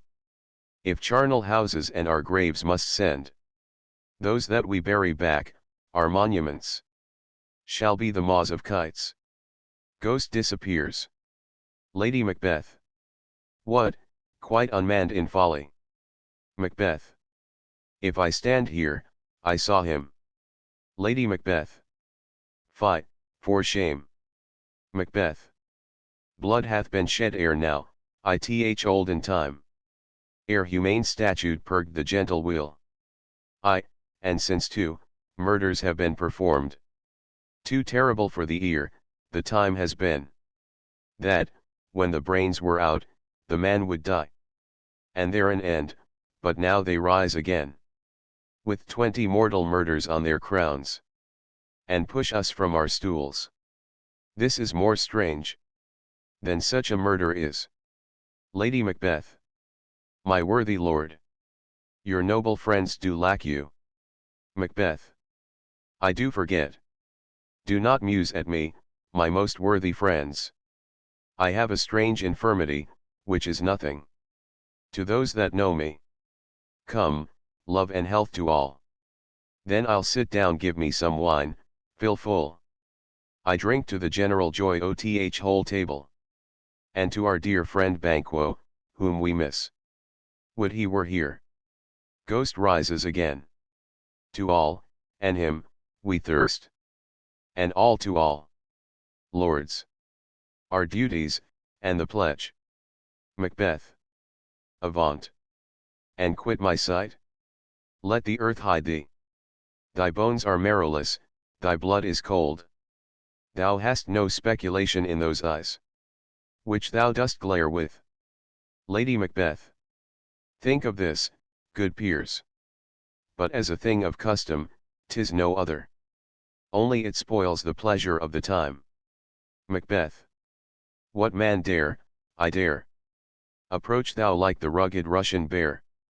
The armed rhinoceros, or hircan tiger. Take any shape but that, and my firm nerves shall never tremble, or be alive again. And dare me to the desert with thy sword. If trembling I inhabit then, protest me. The baby of a girl. Hence, horrible shadow. Unreal mockery, hence. Ghost disappears. Why, so, being gone. I am a man again, pray you, sit still. Lady Macbeth. You have displaced the mirth, broke the good meeting. With most admired disorder. Macbeth. Can such things be? And overcome us like a summer's cloud. Without our special wonder? You make me strange. Even to the disposition that I owe. When now I think you can behold such sights. And keep the natural ruby of your cheeks. When mine are blanched with fear. Ross. What sights, my lord? Lady Macbeth. I pray you, speak not, he grows worse and worse. Question enrages him. At once, good night. Stand not upon the order of your going. But go at once. Lennox. Good night, and better health. Attend his majesty. Lady Macbeth. A kind good night to all. Exeunt all lords and attendants. Macbeth. It will have blood, they say, blood will have blood. Stones have been known to move, and trees to speak. Augurs, and understood relations, have, by magpies and choughs and rooks, brought forth the secret st man of blood. What is the night? Lady Macbeth. Almost at odds with morning, which is which? Macbeth. How sayest thou, that Macduff denies his person? At our great bidding? Lady Macbeth. Did you send to him, sir? Macbeth. I hear it by the way, but I will send. There's not a one of them but in his house. I keep a servant feed. I will tomorrow. And betimes I will, to the weird sisters. More shall they speak, for now I am bent to know. By the worst means, the worst. For mine own good. All causes shall give way, I am in blood. Stepped in so far that, should I wade no more, returning were as tedious as go o'er. Strange things I have in head, that will to hand. which must be acted ere they may be scanned. Lady Macbeth. You lack the season of all natures, sleep. Macbeth. Come, will to sleep. My strange and self-abuse is the initiate fear that wants hard use. We are yet but young indeed. Exeunt. Scene V. The heath. Thunder. Enter the three witches. Meeting Hecate. First witch. Why, how now, Hecate? You look angrily. Hecate. Have I not reason, beldams as you are? Saucy and overbold? How did you dare to trade and traffic with Macbeth in riddles and affairs of death? And I, the mistress of your charms, the close contriver of all harms, was never called to bear my part, or show the glory of our art. And, which is worse, all you have done hath been but for a wayward son, spiteful and wrathful, who, as others do, loves for his own ends, not for you. But make amends now, get you gone. And at the pit of Acheron, meet me ith morning, thither he will come to know his destiny. Your vessels and your spells provide, your charms, and everything beside. I am for air, this night I'll spend unto a dismal and a fatal end. Great business must be wrought ere noon. Upon the corner of the moon there hangs a vaporous drop profound. I'll catch it ere it come to ground, and that, distilled by magic sleights, shall raise such artificial sprites as, by the strength of their illusion, shall draw him on to his confusion. He shall spurn fate, scorn death, and bear his hopes above wisdom, grace, and fear. And you all know, security is mortal's chiefest enemy. Music and song within, come away and see. Hark! I am called, my little spirit, see. Sits in a foggy cloud and stays for me. Exit. First witch. Come, let's make haste, she'll soon be back again. Exeunt. Scene 6. Forres. A room in the palace. Enter Lennox and another. Lord. Lennox. My former speeches have but hit your thoughts, which can interpret farther, only, I say, things have been strangely born. The gracious Duncan was pitted of Macbeth merry, he was dead. And the right valiant Banquo walked too late, whom, you may say, if 't please you, Fleet killed. For Fleet fled. Men must not walk too late. Who cannot want the thought, how monstrous it was for Malcolm and for Dunalban to kill their gracious father? Damned fact! How it did grieve Macbeth! Did he not straight, in pious rage, the two delinquents tear, that were the slaves of drink and thralls of sleep? Was not that nobly done? Aye, and wisely too. For 'twould have angered any heart alive to hear the men deny tea. So that, I say, he has borne all things well, and I do think that had he Duncan's sons under his key, as, an 't please heaven, he shall not, they should find what 'twere to kill a father, so should fleed. But, peace, for from broad words, and cause he failed his presence at the tyrant's feast, I hear Macduff lives in disgrace. Sir, can you tell where he bestows himself? Lord. The son of Duncan, from whom this tyrant holds the due of birth, lives in the English court and is received of the most pious Edward with such grace, that the malevolence of fortune nothing takes from his high respect.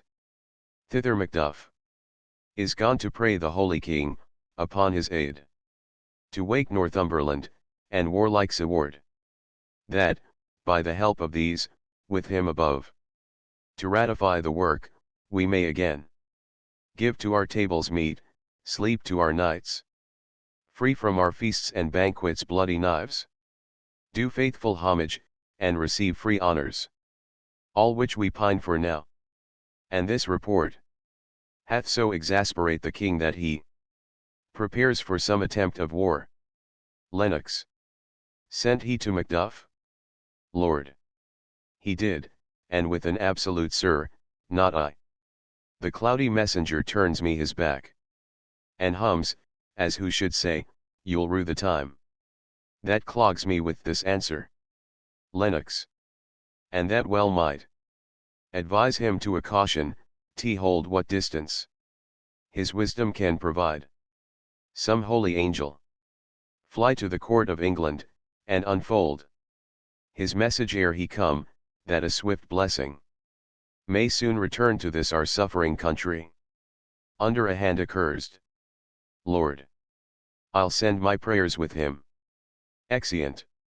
Act 4. Scene I. A dark cave. In the middle, a cauldron boiling.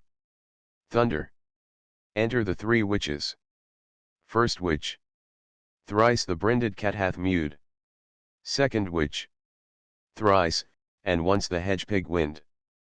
Third witch. Harpier cries 'tis time, 'tis time. First witch. Round about the cauldron go. In the poisoned entrails throw.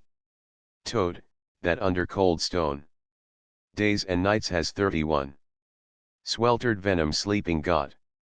Boil thou first ith charmed pot. All. Double, double, toil and trouble. Fire, burn, and cauldron, bubble. Second witch. Fillet of a fenny snake. In the cauldron boil and bake. Eye of newt, and toe of frog. Wool of bat, and tongue of dog. Adder's fork, and blind worm's sting. Lizard's leg, and howlet's wing. For a charm of powerful trouble. Like a hell broth boil and bubble. All. Double, double, toil and trouble. Fire, burn, and cauldron, bubble. Third witch. Scale of dragon, tooth of wolf. Witch's mummy, maw, and gulf. Of the ravined salt sea shark. Root of hemlock digged ith dark. Liver of blaspheming Jew. Gall of goat, and slips of ewe. Slivered in the moon's eclipse. Nose of Turk, and Tartar's lips. Finger of birth strangled babe. Ditch delivered by a drab. Make the gruel thick and slab. Add thereto a tiger's chaudron. 4th ingredients of our cauldron. All. Double, double, toil and trouble. Fire, burn, and cauldron, bubble. Second witch. Cool it with a baboon's blood. Then the charm is firm and good. Enter Hecate. Hecate. Oh, well done. I commend your pains. And everyone shall share ith gains. And now about the cauldron sing. Like elves and fairies in a ring. Enchanting all that you put in. Music and a song, black spirits, and sea. Exit Hecate. Second witch. By the pricking of my thumbs. Something wicked this way comes. Open, locks. Whoever knocks. Enter Macbeth. Macbeth. How now, you secret, black, and midnight hags? What is 't you do? All. A deed without a name. Macbeth. I conjure you, by that which you profess. How are you come to know it, answer me. Though you untie the winds, and let them fight against the churches, though the yesty waves confound and swallow navigation up. Though blade corn be lodged, and trees blown down. Though castles topple on their warders' heads. Though palaces and pyramids do slope their heads to their foundations, though the treasure of nature's germans tumble all together. Even till destruction sicken, answer me. To what I ask you. First witch. Speak. Second witch. Demand. Third witch. Will answer. First witch. Say, if thou dst rather hear it from our mouths. Or from our masters. Macbeth. Call let me see First which? Pour in sow's blood, that hath eaten her 9 farrow, grease that's sweatin'. From the murderer's gibbet throw into the flame. All come, high or low. Thyself and office deftly show. Thunder. An apparition of an armed head rises. Macbeth. Tell me, thou unknown power. First which? He knows thy thought. Hear his speech, but say thou naught. Apparition. Macbeth. Macbeth. Macbeth. Beware Macduff. Beware the Thane of Fife, dismiss me enough. Descends. Macbeth. Whate'er thou art, for thy good caution, thanks. Thou hast harped my fear aright, but one word more. First which? He will not be commanded. Here's another. More potent than the first. Thunder. An apparition of a bloody child rises. Apparition.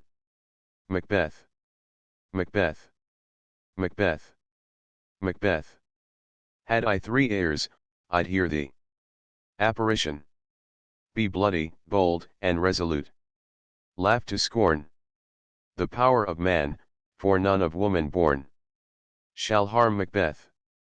Descends. Macbeth. Then live, Macduff, what need I fear of thee? But yet I'll make assurance double sure, and take a bond of fate. Thou shalt not live, that I may tell pale-hearted fear it lies, and sleep in spite of thunder. Thunder. An apparition of a child crowned, with a tree in his hand, rises. What is this? That rises like the issue of a king, and wears upon his baby brow the round and top of sovereignty? All listen, but speak not to tea. Apparition.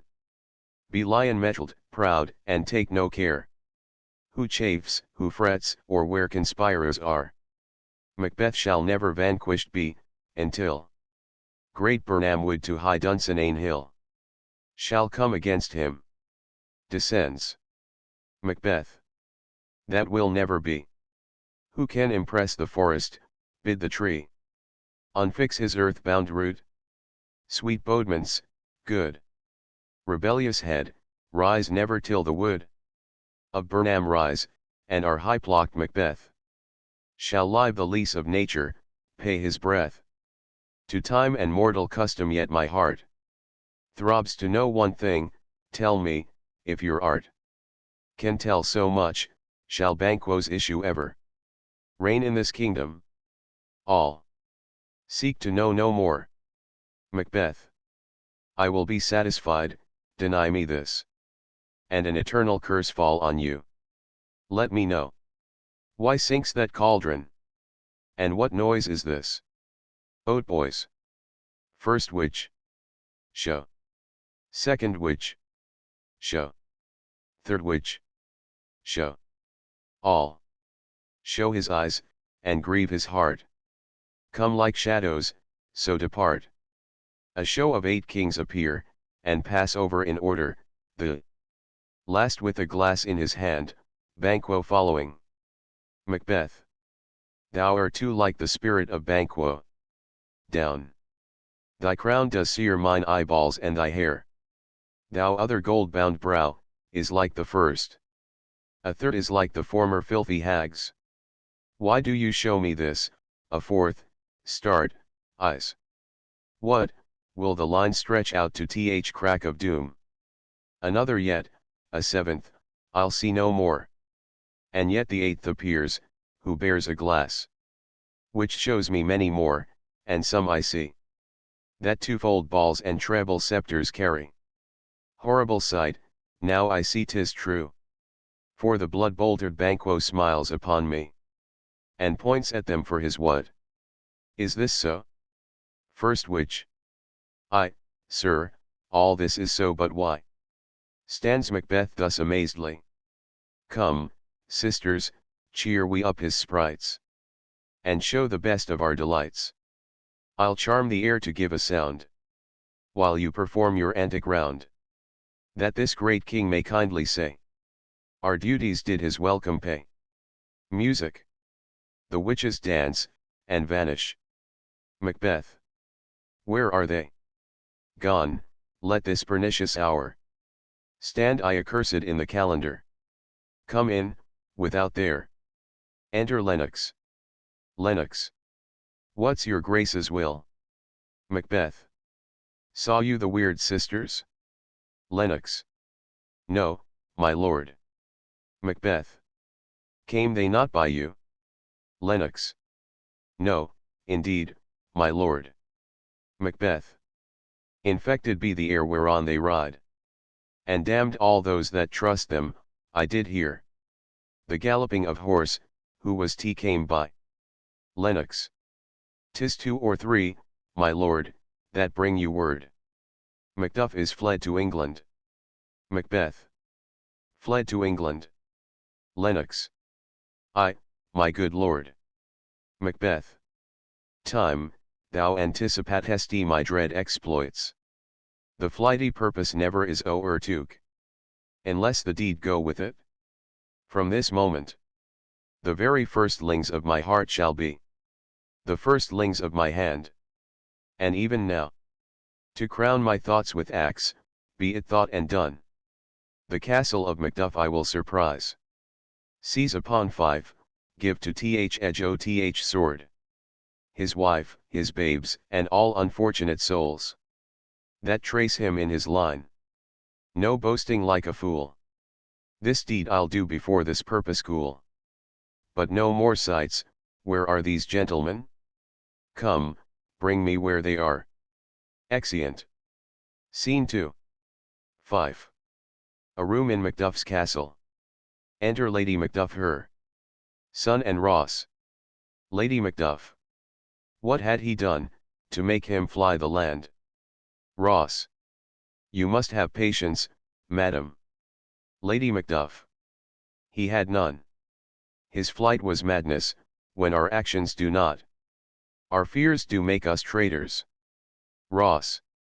You know not whether it was his wisdom or his fear. Lady Macduff.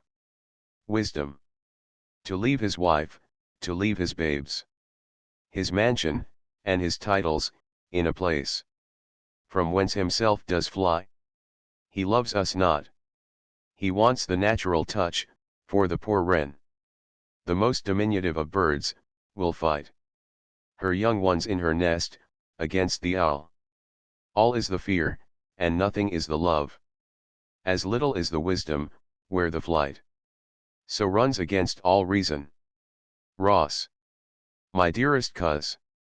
I pray you, school yourself, but, for your husband. He is noble, wise, judicious, and best knows the fits oth season. I dare not speak much further.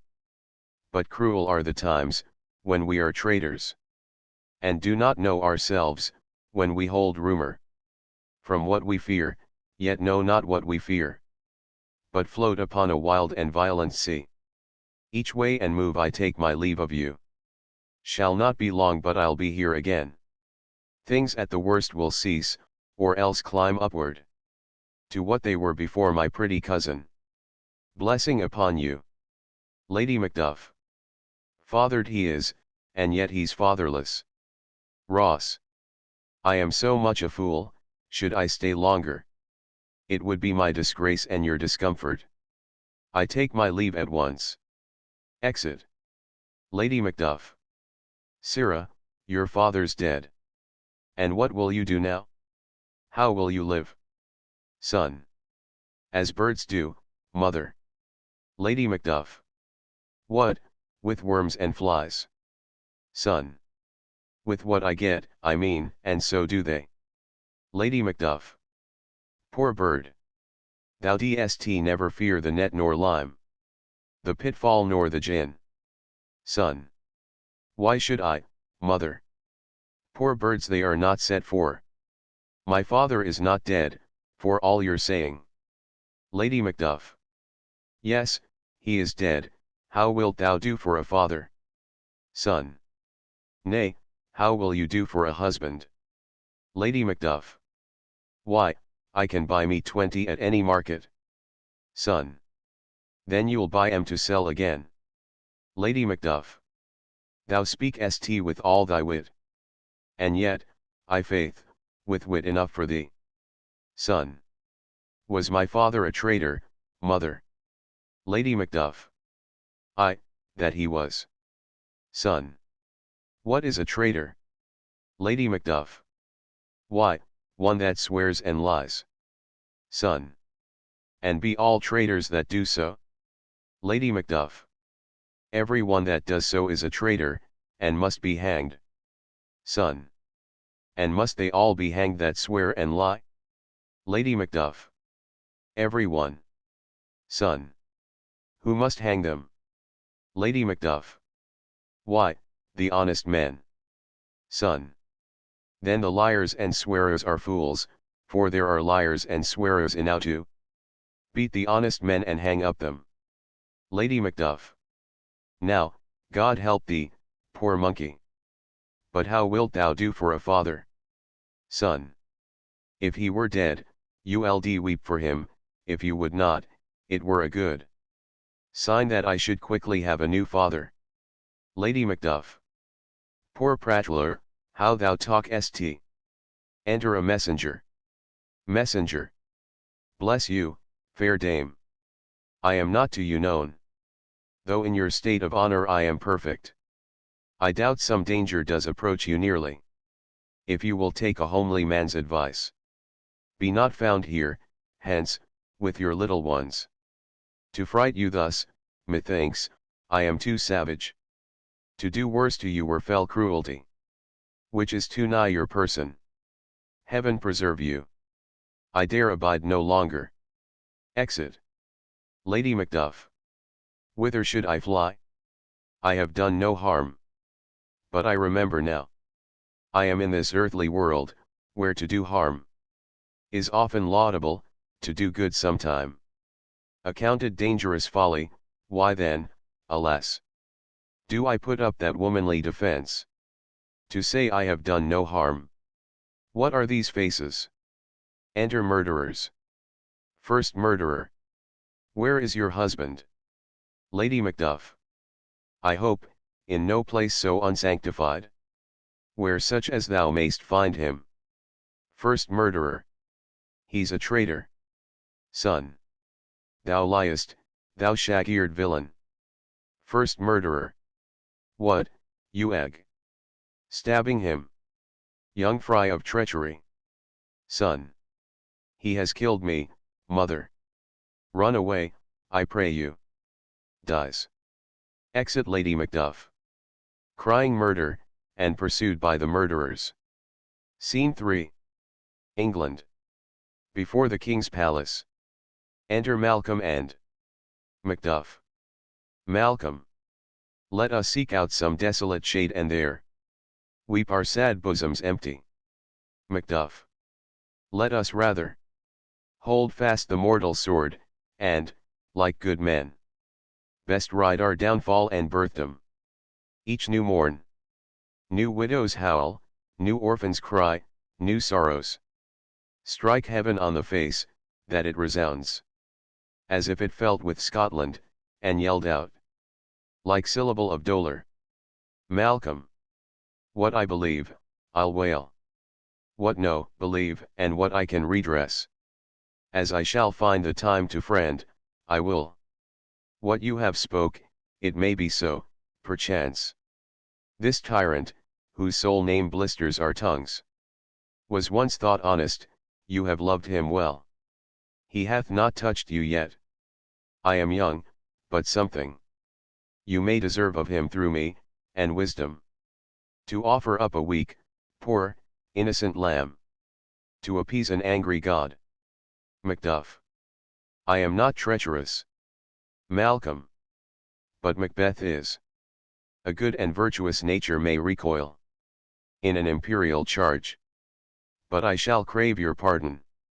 That which you are, my thoughts cannot transpose. Angels are bright still, though the brightest fell. Though all things foul would wear the brows of grace. Yet grace must still look so. Macduff.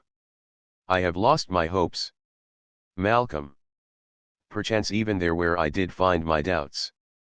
Why in that rawness left you wife and child? Those precious motives, those strong knots of love.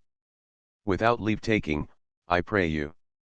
Let not my jealousies be your dishonors, but mine own safeties. You may be rightly just. Whatever I shall think. Macduff. Bleed, bleed, poor country. Great tyranny, lay thou thy basis sure. For goodness dare not check thee. Wear thou thy wrongs. The title is afeard fare thee well, Lord. I would not be the villain that thou thinkest. For the whole space that's in the tyrant's grasp. And the rich east to boot. Malcolm. Be not offended. I speak not as in absolute fear of you. I think our country sinks beneath the yoke. It weeps, it bleeds, and each new day a gash is added to her wounds. I think, withal, there would be hands uplifted in my right. And here, from gracious England, have I offer of goodly thousands, but, for all this, when I shall tread upon the tyrant's head, or wear it on my sword, yet my poor country shall have more vices than it had before, more suffer, and more sundry ways than ever, by him that shall succeed. Macduff. What should he be? Malcolm. It is myself I mean, in whom I know all the particulars of vice so grafted, that, when they shall be opened, black Macbeth will seem as pure as snow, and the poor state esteem him as a lamb, being compared with my confineless harms. Macduff. Not in the legions of horrid hell can come a devil more damned in evils to top Macbeth. Malcolm.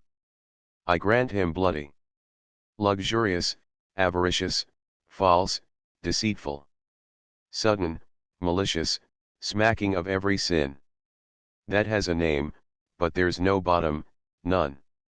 In my voluptuousness, your wives, your daughters, your matrons, and your maids, could not fill up the cistern of my lust, and my desire. All continent impediments would o'erbear, that did oppose my will, better Macbeth than such an one to reign. Macduff. Boundless intemperance in nature is a tyranny, it hath been. Untimely emptying of the happy throne, and fall of many kings. But fear not yet. To take upon you what is yours, you may convey your pleasures in a spacious plenty, and yet seem cold the time you may so hoodwink. We have willing dames enough, there cannot be that vulture in you, to devour so many, as will to greatness dedicate themselves, finding it so inclined. Malcolm. With this there grows in my most ill-compassed affection such a staunchless avarice, that, were I king, I should cut off the nobles for their lands, desire his jewels, and this other's house, and my more having would be as a sauce, to make me hunger more, that I should forge quarrels unjust against the good and loyal, destroying them for wealth. Macduff. This avarice sticks deeper, grows with more pernicious root than summer seeming lust, and it hath been the sword of our slain kings, yet do not fear. Scotland hath foisons to fill up your will of your mere own. All these are portable, with other graces wait. Malcolm. But I have none, the king becoming graces, as justice, verity, temperance, stableness, bounty, perseverance, mercy, lowliness, devotion, patience, courage, fortitude. I have no relish of them, but abound in the division of each several crime, acting it many ways. Nay, had I power, I should pour the sweet milk of concord into hell, uproar the universal peace, confound all unity on earth. Macduff. O Scotland, Scotland. Malcolm. If such a one be fit to govern, speak. I am as I have spoken. Macduff. Fit to govern? No, not to live, O nation miserable. With an untitled tyrant bloody sceptred. When shalt thou see thy wholesome days again? Since that the truest issue of thy throne, by his own interdiction stands accused, and does blaspheme his breed? Thy royal father was a most sainted king. The queen that bore thee, oftna upon her knees than on her feet, died every day she lived. Fare thee well. These evils thou repeatest upon thyself, have banished me from Scotland, O my breast. Thy hope ends here. Malcolm. Macduff, this noble passion, child of integrity, hath from my soul wiped the black scruples, reconciled my thoughts to thy good truth and honor. Devilish Macbeth, by many of these trains hath sought to win me into his power, and modest wisdom plucks me from over credulous haste, but God above deal between thee and me. For even now I put myself to thy direction, and unspeak mine own detraction, here abjure the taints and blames I laid upon myself. For strangers to my nature, I am yet unknown to woman, never was forsworn, scarcely have coveted what was mine own. At no time broke my faith, would not betray the devil to his fellow, and delight no less in truth than life. My first false speaking was this upon myself: what I am truly is thine and my poor country's to command. Whither, indeed, before thy here approach, old Seward, with 10,000 warlike men, already at a point, was setting forth. Now will together, and the chance of goodness be like our warranted quarrel. Why are you silent, Macduff? Such welcome and unwelcome things at once, 'tis hard to reconcile.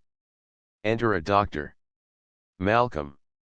Well, more anon comes the king forth, I pray you. Doctor. Sir. There are a crew of wretched souls that stay his cure, their malady convinces the great essay of art, but at his touch such sanctity hath heaven given his hand, they presently amend. Malcolm. I thank you, doctor. Exit doctor. Macduff. What's the disease he means? Malcolm. 'Tis called the evil. A most miraculous work in this good king, which often, since my here remain in England, I have seen him do. How he solicits heaven, himself best knows, but strangely visited people, all swollen and ulcerous, pitiful to the eye, the mere despair of surgery, he cures, hanging a golden stamp about their necks, put on with holy prayers, and 'tis spoken, to the succeeding royalty he leaves the healing benediction. With this strange virtue, he hath a heavenly gift of prophecy, and sundry blessings hang about his throne, that speak him full of grace. Enter Ross. Macduff.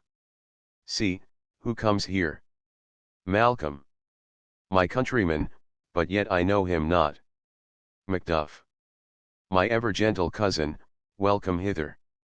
Malcolm. I know him now. Good God, betimes remove the means that makes us strangers. Ross. Sir, amen. Macduff. Stands Scotland where it did? Ross. Alas, poor country! Almost afraid to know itself. It cannot be called our mother, but our grave, where nothing, but who knows nothing, is once seen to smile. Where sighs, and groans, and shrieks, that rent the air, are made, not marked, where violent sorrow seems a modern ecstasy.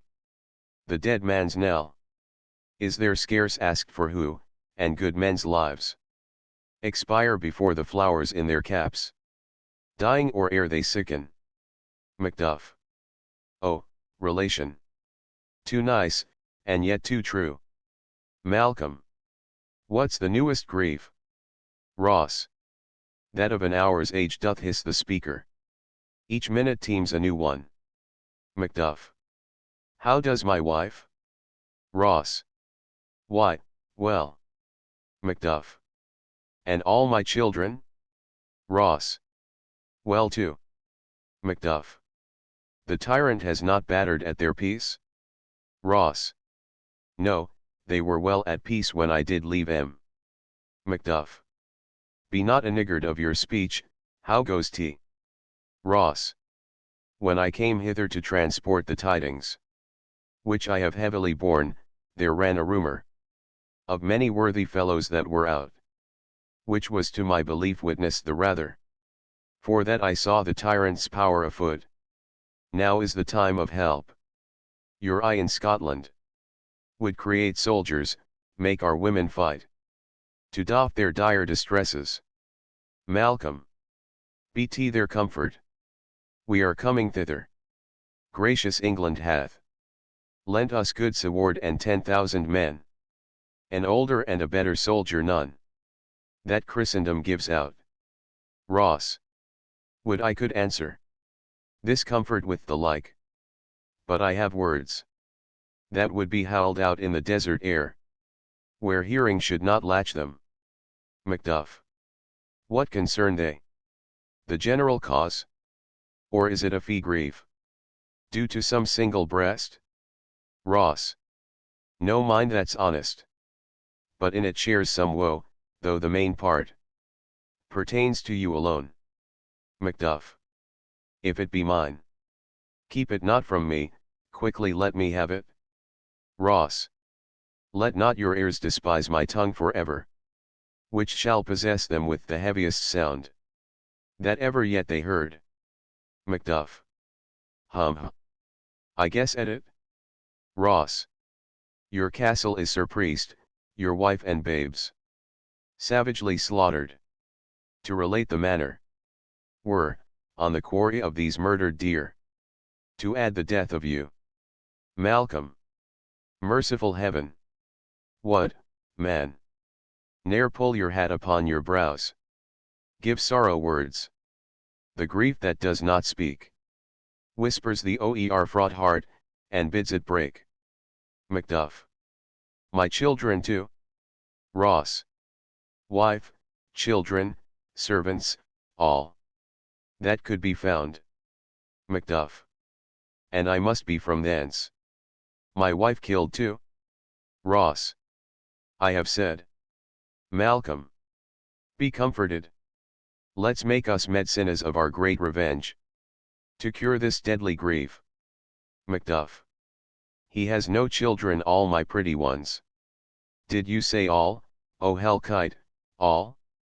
What, all my pretty chickens and their dam? At one fell swoop.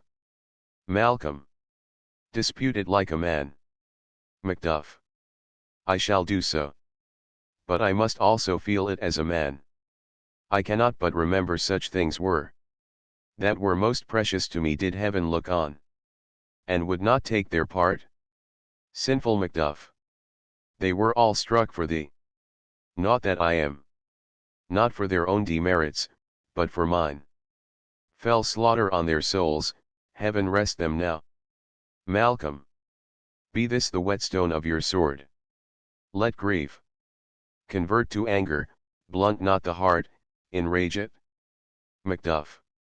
Oh, I could play the woman with mine eyes, and braggart with my tongue, but, gentle heavens, cut short all intermission, front to front. Bring thou this fiend of Scotland and myself within my sword's length, set him, if he scape. Heaven forgive him too. Malcolm. This tune goes manly. Come, go we to the king. Our power is ready. Our lack is nothing but our leave. Macbeth. Is ripe for shaking, and the powers above put on their instruments. Receive what cheer you may.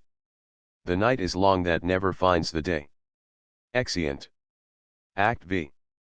Scene I Dunsinane. A room in the castle.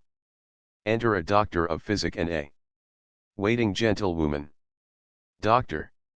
I have 2 nights watched with you, but can perceive no truth in your report. When was it she last walked? Gentlewoman. Since His Majesty went into the field, I have seen her rise from her bed, throw her nightgown upon her, unlock her closet, take forth paper, fold it, write upon tea, read it, afterward seal it, and again return to bed, yet all this while in a most fast sleep. Doctor. A great perturbation in nature, to receive at once the benefit of sleep, and do the effects of watching. In this slumbering agitation, besides her walking and other actual performances, what, at any time, have you heard her say? Gentlewoman. That, sir, which I will not report after her. Doctor. You may to me, and 'tis most meet you should. Gentlewoman. Neither to you nor anyone, having no witness to confirm my speech. Enter Lady Macbeth with a taper. Lo you, here she comes. This is her very guise, and, upon my life, fast asleep. Observe her, stand close. Doctor. How came she by that light? Gentlewoman. Why, it stood by her, she has light by her continually, 'tis her command. Doctor. You see, her eyes are open. Gentlewoman. Aye, but their sense are shut. Doctor. What is it she does now? Look how she rubs her hands. Gentlewoman. It is an accustomed action with her, to seem thus washing her hands. I have known her continue in this a quarter of an hour. Lady Macbeth. Yet here's a spot. Doctor. Hark, she speaks. I will set down what comes from her, to satisfy my remembrance the more strongly. Lady Macbeth. Out, damned spot. Out, I say. 1, 2. Why, then 'tis time to duty. Hell is murky. Fie, my lord, fie. A soldier, and afeard? What need? We fear who knows it, when none can call our power to account. Yet who would have thought the old man to have had so much blood in him? Doctor. Do you mark that? Lady Macbeth. The Thane of Fife had a wife. Where is she now? What, will these hands ne'er be clean? No more o' that, my lord, no more o' that. You mar all with this starting. Doctor. Go to, go to.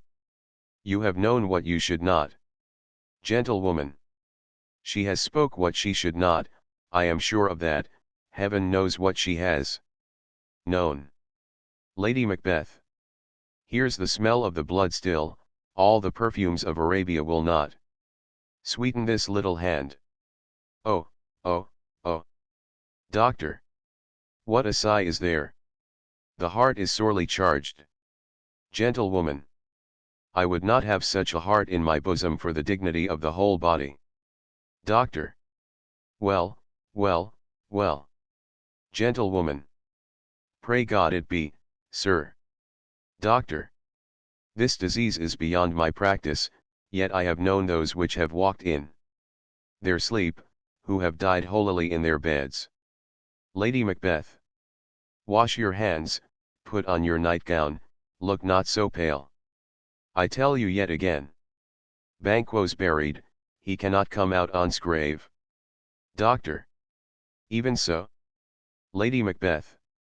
To bed, to bed. There's knocking at the gate. Come, come, come, come. Give me your hand. What's done cannot be undone. To bed, to bed, to bed. Exit. Doctor. Will she go now to bed? Gentlewoman. Directly. Doctor. Foul whisperings are abroad. Unnatural deeds do breed unnatural troubles, infected minds. To their deaf pillows will discharge their secrets. More needs she the divine than the physician. God, God, forgive us all. Look after her. Remove from her the means of all annoyance. And still keep eyes upon her. So, good night. My mind she has mated, and amazed my sight. I think, but dare not speak. Gentlewoman. Good night, good doctor. Exeunt. Scene 2. The country near Dunsinane. Enter, with drum and colours Menteith. Caithness, Angus, Lennox, and soldiers. Menteith.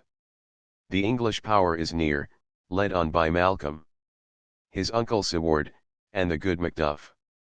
Revenges burn in them, for their dear causes.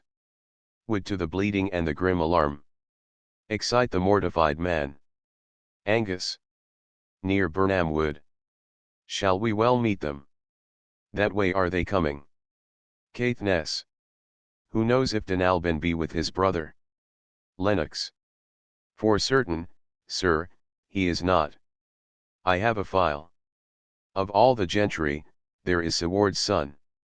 And many unrough youths, that even now protest their first of manhood. Menteith. What does the tyrant? Caithness. Great Dunsinane he strongly fortifies. Some say he's mad, others, that lesser hate him. Do call it valiant fury, but, for certain, he cannot buckle his distempered cause within the belt of rule. Angus. Now does he feel his secret murders sticking on his hands. Now minutely revolts upbraid his faith breach. Those he commands move only in command. Nothing in love, now does he feel his title hang loose about him, like a giant's robe, upon a dwarfish thief. Menteith. Who, then, shall blame his pestered senses to recoil and start, when all that is within him does condemn itself for being there? Caithness. Well, march we on, to give obedience where 'tis truly out. Meet we the Metsina of the sickly will, and with him pour we, in our country's purge, each drop of us. Lennox. Or so much as it needs, to do the sovereign flower, and drown the weeds.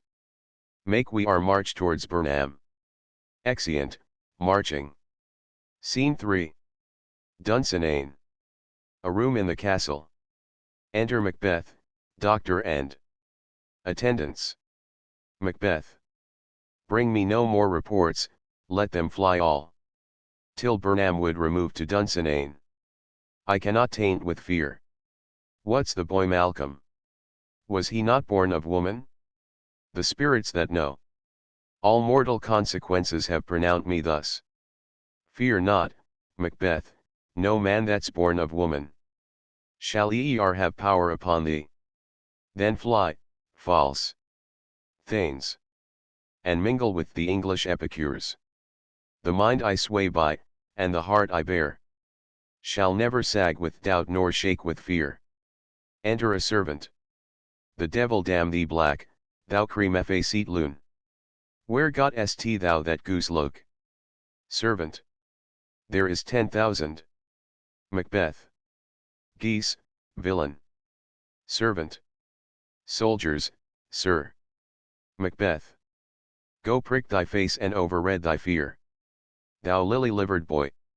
What soldiers, patch? Death of thy soul. Those linen cheeks of thine are counselors to fear. What soldiers, whey-face? Servant. The English force, so please you. Macbeth. Take thy face hence. Exit servant. Seaton, I am sick at heart. When I behold Seaton, I say, this push will cheer me ever or deceit me now. I have lived long enough, my way of life is fallen into the sere, the yellow leaf, and that which should accompany old age, as honor, love, obedience, troops of friends, I must not look to have, but, in their stead, curses, not loud but deep, mouth honor, breath, which the poor heart would fain deny, and dare not. Stephen. Enter Stephen. Stephen. What's your gracious pleasure? Macbeth. What news more? Stephen. All is confirmed, my lord, which was reported. Macbeth. I'll fight till from my bones my flesh be hacked. Give me my armor. Stephen. 'Tis not needed yet. Macbeth. I'll put it on. Send out more horses, scur the country round. Hang those that talk of fear. Give me mine armor. How does your patient, doctor? Doctor. Not so sick, my lord. As she is troubled with thick coming fancies. That keep her from her rest. Macbeth. Cure her of that. Canst thou not minister to a mind diseased? Pluck from the memory a rooted sorrow. Raise out the written troubles of the brain. And with some sweet oblivious antidote, cleanse the stuffed bosom of that perilous stuff, which weighs upon the heart. Doctor. Therein the patient must minister to himself. Macbeth. Throw physic to the dogs, I'll none of it. Come, put mine armor on, give me my staff. Stephen. Send out doctor, the thanes fly from me. Come, sir, dispatch if thou couldst, doctor, cast the water of my land, find her disease, and purge it to a sound and pristine health. I would applaud thee to the very echo. That should applaud again pull tea off, I say. What rhubarb, senna, or what purgative drug would scour these English hence?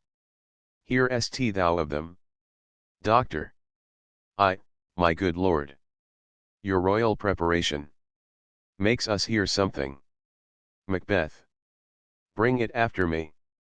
I will not be afraid of death and bane, till Burnham Forest come to Dunsinane. Exeunt all except doctor. Doctor. Were I from Dunsinane away and clear, profit again should hardly draw me here. Exit. Scene 4. Country near Dunsinane, a wood in view. Enter, with drum and colours Malcolm. Old Seward and his son, Macduff, Menteith, Caithness, Angus, Lennox, Ross, and soldiers, marching. Malcolm. Cousins, I hope the days are near at hand, that Chambers will be safe. Menteith. We doubt it nothing. Seward. What wood is this before us? Menteith. The wood of Burnham. Malcolm. Let every soldier hew him down a bough, and bear tea before him. Thereby shall we shadow the numbers of our host, and make discovery ere in report of us. Soldiers. It shall be done. Seward. We learn no other but the confident tyrant keep still in Dunsinane, and will endure our setting down before tea. Malcolm. 'Tis his main hope. For where there is advantage to be given, both more and less have given him the revolt, and none serve with him but constrained things, whose hearts are absent too. Macduff. Let our just censures attend the true event, and put we on industrious soldiership. Seward.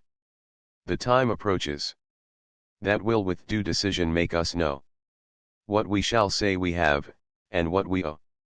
Thoughts speculative their unsure hopes relate, but certain issue strokes must arbitrate, towards which advance the war.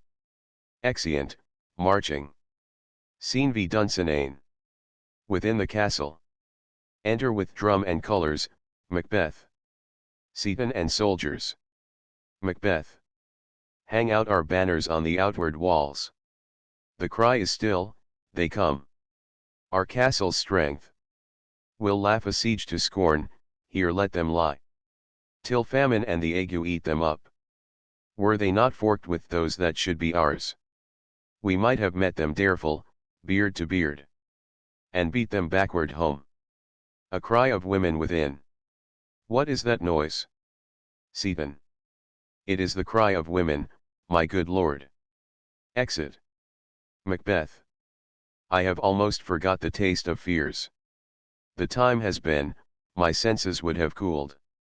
To hear a night shriek, and my fell of hair, would at a dismal treatise rouse and stir. As life were in tea. I have supped full with horrors. Direness, familiar to my slaughterous thoughts. Cannot one start me? Enter Seaton. Wherefore was that cry? Seaton. The Queen, my lord, is dead. Macbeth. She should have died hereafter. There would have been a time for such a word. Tomorrow, and tomorrow, and tomorrow. Creeps in this petty pace from day to day. To the last syllable of recorded time. And all our yesterdays have lighted fools. The way to dusty death. Out, out, brief candle. Life's but a walking shadow, a poor player. That struts and frets his hour upon the stage. And then is heard no more, it is a tale. Told by an idiot, full of sound and fury. Signifying nothing. Enter a messenger.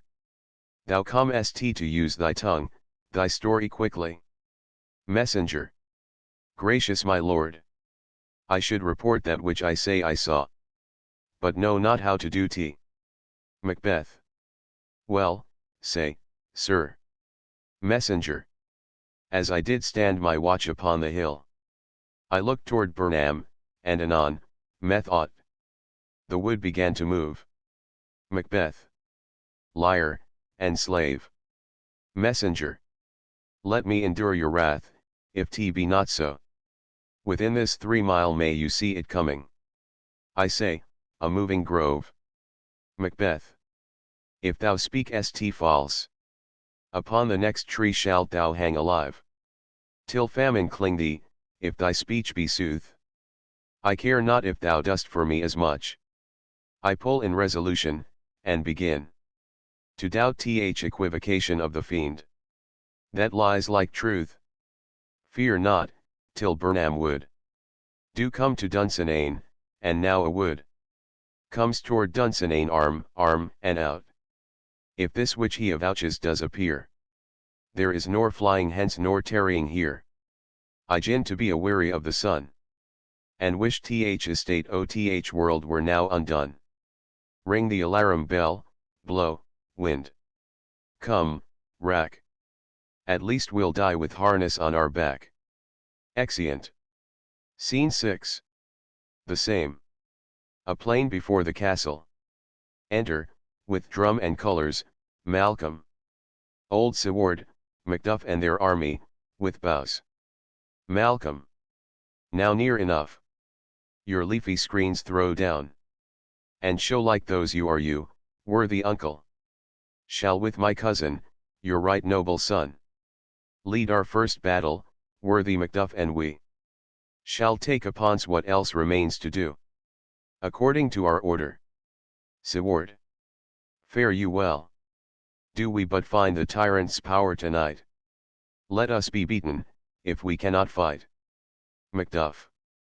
Make all our trumpets speak, give them all breath, those clamorous harbingers of blood and death. Exeunt. Scene 7. The same. Another part of the plain. Alarums. Enter Macbeth. Macbeth. They have tied me to a stake. I cannot fly. But, bear like I must fight the course. What's he that was not born of woman? Such a one. Am I to fear, or none? Enter young Seward. Young Seward. What is thy name? Macbeth. Thou lt be afraid to hear it? Young Seward. No, though thou callest thyself a hotter name than any is in hell. Macbeth. My name's Macbeth. Young Seward. The devil himself could not pronounce a title more hateful to mine ear. Macbeth. No, nor more fearful. Young Seward. Thou liest, abhorred tyrant. With my sword I'll prove the lie thou speakest. They fight, and young Seward is slain. Macbeth. Thou wast born of woman. But swords I smile at, weapons laughed to scorn. Brandished by man that's of a woman born. Exit. Alarums. Enter Macduff. Macduff. That way the noise is tyrant, show thy face. If thou be'st slain and with no stroke of mine, my wife and children's ghosts will haunt me still. I cannot strike at wretched kerns, whose arms are hired to bear their staves. Either thou, Macbeth, or else my sword, with an unbittered edge, I sheath again undazed. There thou shouldst be. By this great clatter, one of greatest note seems bruited. Let me find him, fortune. And more I beg not. Exit. Alarums. Enter Malcolm and old Siward. Siward. This way, my lord, the castle's gently rendered. The tyrant's people on both sides do fight. The noble thanes do bravely in the war. The day almost itself professes yours. And little is to do. Malcolm. We have met with foes that strike beside us. Siward. Enter, sir, the castle. Exeunt. Alarums. Scene 8. The same. Another part of the field. Enter Macbeth. Macbeth. Why should I play the Roman fool, and die on mine own sword? Whiles I see lives, the gashes do better upon them. Enter Macduff. Macduff. Turn, hellhound, turn. Macbeth. Of all men else I have avoided thee. But get thee back, my soul is too much charged with blood of thine already. Macduff. I have no words. My voice is in my sword, thou bloodier villain than terms can give thee out. They fight. Macbeth. Thou losest labor. As easy mayst thou the intr enchant air. With thy keen sword impress, as make me bleed. Let fall thy blade on vulnerable crests. I bear a charmed life, which must not yield to one of woman born. Macduff. Despair thy charm.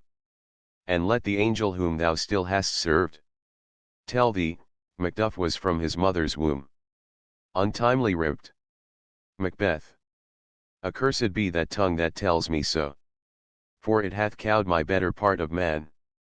And be these juggling fiends no more believed, that palter with us in a double sense, that keep the word of promise to our ear, and break it to our hope, I'll not fight with thee. Macduff. Then yield thee, coward, and live to be the show and gaze time. We'll have thee, as our rarer monsters are, painted upon a pole, and under it, here may you see the tyrant. Macbeth. I will not yield to kiss the ground before young Malcolm's feet, and to be baited with the rabble's curse, though Burnham would be come to Dunsinane, and thou opposed, being of no woman born. Yet I will try the last.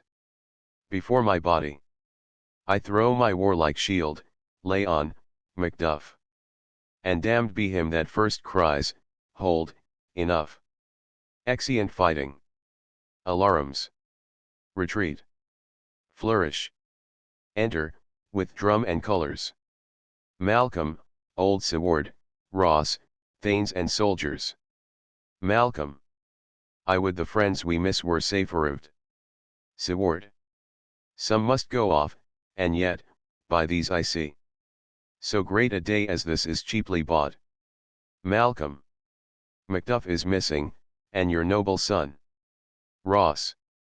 Your son, my lord, has paid a soldier's debt. He only lived but till he was a man, the which no sooner had his prowess confirmed in the unshrinking station where he fought, but like a man he died. Siward. Then he is dead? Ross. Aye, and brought off the field. Your cause of sorrow must not be measured by his worth, for then it hath no end. Siward. Had he his hurts before? Ross. Aye, on the front. Siward. Why then, God's soldier be he. Had I as many sons as I have hairs, I would not wish them to a fairer death.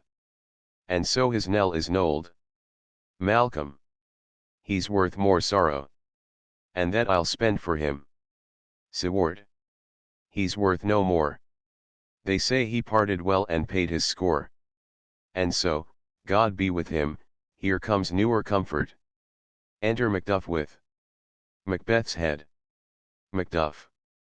Hail, King, for so thou art. Behold, where stands Th usurper's cursed head, the time is free. I see thee compassed with thy kingdom's pearl. That speak my salutation in their minds.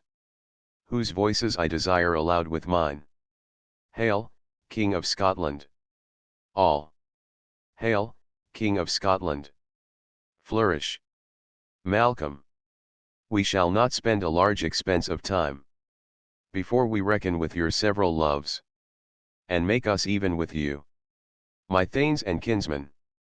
Henceforth be earls, the first that ever Scotland in such an honour nommed. What's more to do? Which would be planted newly with the time, as calling home our exiled friends abroad, that fled the snares of watchful tyranny, producing forth the cruel ministers of this dead butcher, and his fiend-like queen, who, as 'tis thought, by self and violent hands, took off her life, this, and what needful else, that calls upon us, by the grace of grace, we will perform in measure, time, and place. So thanks to all at once, and to each one, whom we invite to see us crowned at Scone. Flourish. Exeunt. End of the Project Gutenberg ebook Macbeth. Updated editions will replace the previous one. The old editions will be renamed. Creating the works from print editions not protected by U.S. copyright law means that no one owns a United States copyright in these works. So the Foundation, and you, can copy and distribute it in the United States without permission and without paying copyright royalties. Special rules, set forth in the General Terms of Use part of this license, apply to copying and distributing Project Gutenberg trademark electronic works. To protect the Project Gutenberg trademark concept and trademark, Project Gutenberg is a registered trademark and may not be used if you charge for an ebook, except by following the terms of the trademark license, including paying royalties for use of the Project Gutenberg trademark. If you do not charge anything for copies of this ebook, complying with the trademark license is very easy. You may use this ebook for nearly any purpose, such as creation of derivative works, reports, performances, and research. Project Gutenberg ebooks may be modified and printed and given away. You may do practically anything in the United States with ebooks not protected by U.S. copyright law. Redistribution is subject to the trademark license, especially commercial redistribution. Start, full license. The full Project Gutenberg license. Please read this before you distribute or use this work.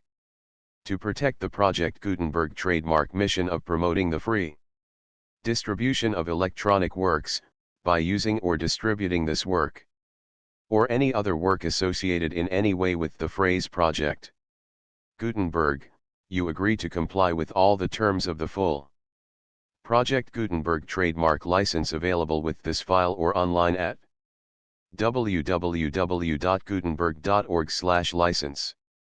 Section 1. General Terms of Use and Redistributing Project Gutenberg Trademark. Electronic Works. 1.a. By reading or using any part of this Project Gutenberg trademark electronic work, you indicate that you have read, understand, agree to, and accept all the terms of this license and intellectual property trademark/copyright agreement. If you do not agree to abide by all the terms of this agreement, you must cease using and return or destroy all copies of Project Gutenberg trademark electronic works in your Possession. If you paid a fee for obtaining a copy of or access to a Project Gutenberg trademark electronic work and you do not agree to be bound by the terms of this agreement, you may obtain a refund from the person or entity to whom you paid the fee as set forth in paragraph 1.e.8. 1.b Project Gutenberg is a registered trademark. It may only be used on or associated in any way with an electronic work by people who agree to be bound by the terms of this agreement. There are a few things that you can do with most Project Gutenberg trademark electronic works, even without complying with the full terms of this agreement. See paragraph 1.c below. There are a lot of things you can do with Project Gutenberg trademark electronic works if you follow the terms of this agreement and help preserve free future access to Project Gutenberg trademark electronic works. See paragraph 1.e below. 1.c. The Project Gutenberg Literary Archive Foundation, the Foundation or PGLOF, owns a compilation copyright in the collection of Project Gutenberg trademark electronic works. Nearly all the individual works in the collection are in the public domain in the United States. If an individual work is unprotected by copyright law in the United States and you are located in the United States, we do not claim a right to prevent you from copying, distributing, performing, displaying or creating derivative works based on the work as long as all references to Project Gutenberg are removed.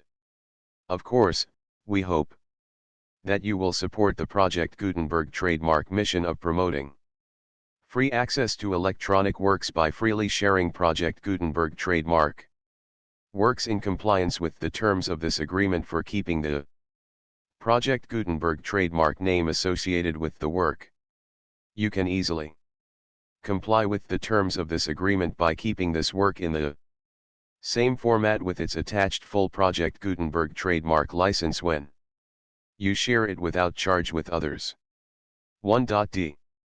The copyright laws of the place where you are located also govern what you can do with this work. Copyright laws in most countries are in a constant state of change. If you are outside the United States, check the laws of your country in addition to the terms of this agreement before downloading, copying, displaying, performing, distributing or creating derivative works based on this work or any other Project Gutenberg trademark work. The Foundation makes no representations concerning the copyright status of any work in any country other than the United States. 1.e Unless you have removed all references to Project Gutenberg. 1.e.1.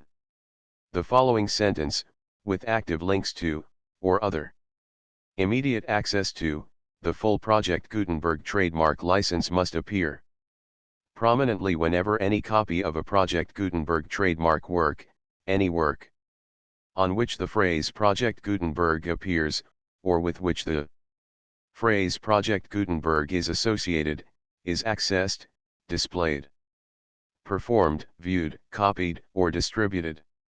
This ebook is for the use of anyone anywhere in the United States and most other parts of the world at no cost and with almost no restrictions whatsoever. You may copy it, give it away or reuse it under the terms of the Project Gutenberg license included with this ebook or online at www.gutenberg.org. If you are not located in the United States, you will have to check the laws of the country where you are located before using this ebook. 1.e.2.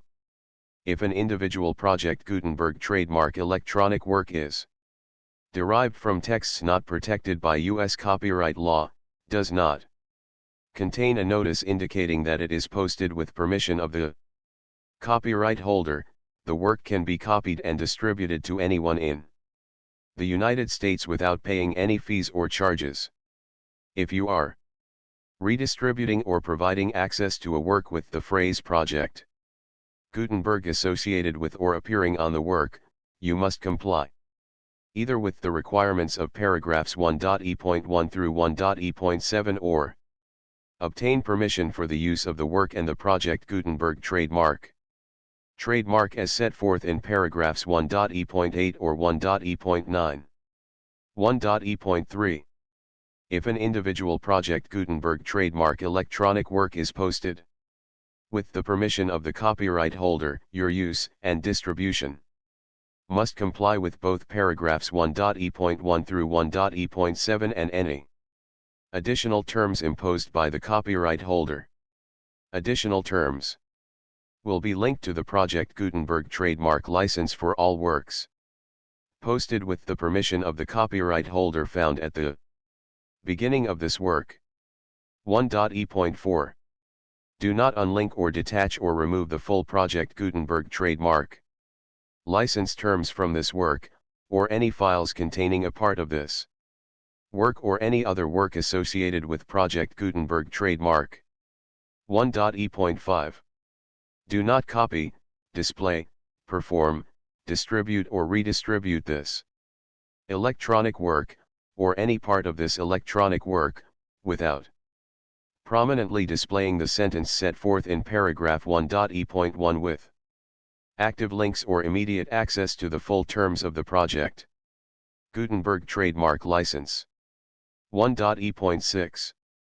You may convert to and distribute this work in any binary, compressed, marked up, non-proprietary or proprietary form, including any word processing or hypertext form.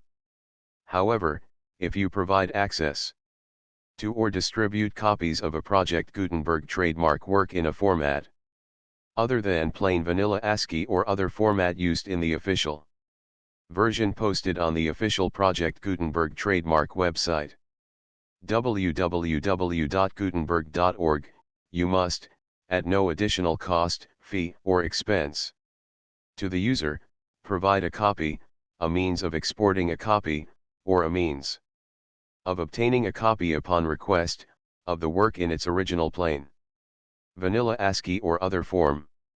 Any alternate format must include the full Project Gutenberg trademark license as specified in paragraph 1.e.1.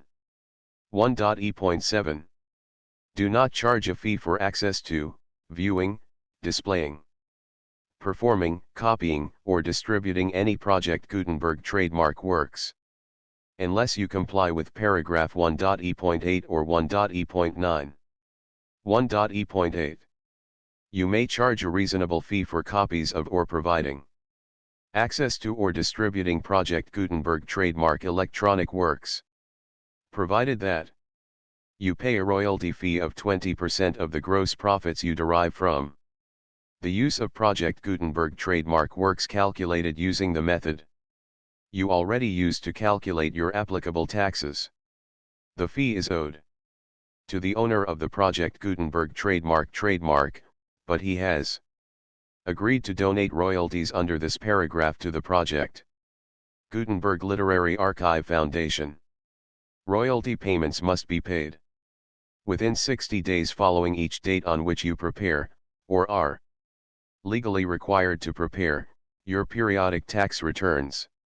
Royalty payments should be clearly marked as such and sent to the Project Gutenberg Literary Archive Foundation at the address specified in Section 4, Information about donations to the Project Gutenberg Literary Archive Foundation. You provide a full refund of any money paid by a user who notifies you in writing, or by email, within 30 days of receipt that he does not agree to the terms of the full Project Gutenberg trademark license. You must require such a user to return or destroy all copies of the works possessed in a physical medium and discontinue all use of and all access to other copies of Project Gutenberg trademark works. You provide, in accordance with paragraph 1.f.3, a full refund of any money paid for a work or a replacement copy, if a defect in the electronic work is discovered and reported to you within 90 days of receipt of the work. You comply with all other terms of this agreement for free. Distribution of Project Gutenberg trademark works. 1.e.9. If you wish to charge a fee or distribute a project Gutenberg trademark electronic work or group of works on different terms than are set forth in this agreement, you must obtain permission in writing from the Project Gutenberg Literary Archive Foundation, the manager of the Project Gutenberg trademark. Contact the foundation as set forth in section 3 below. 1.f.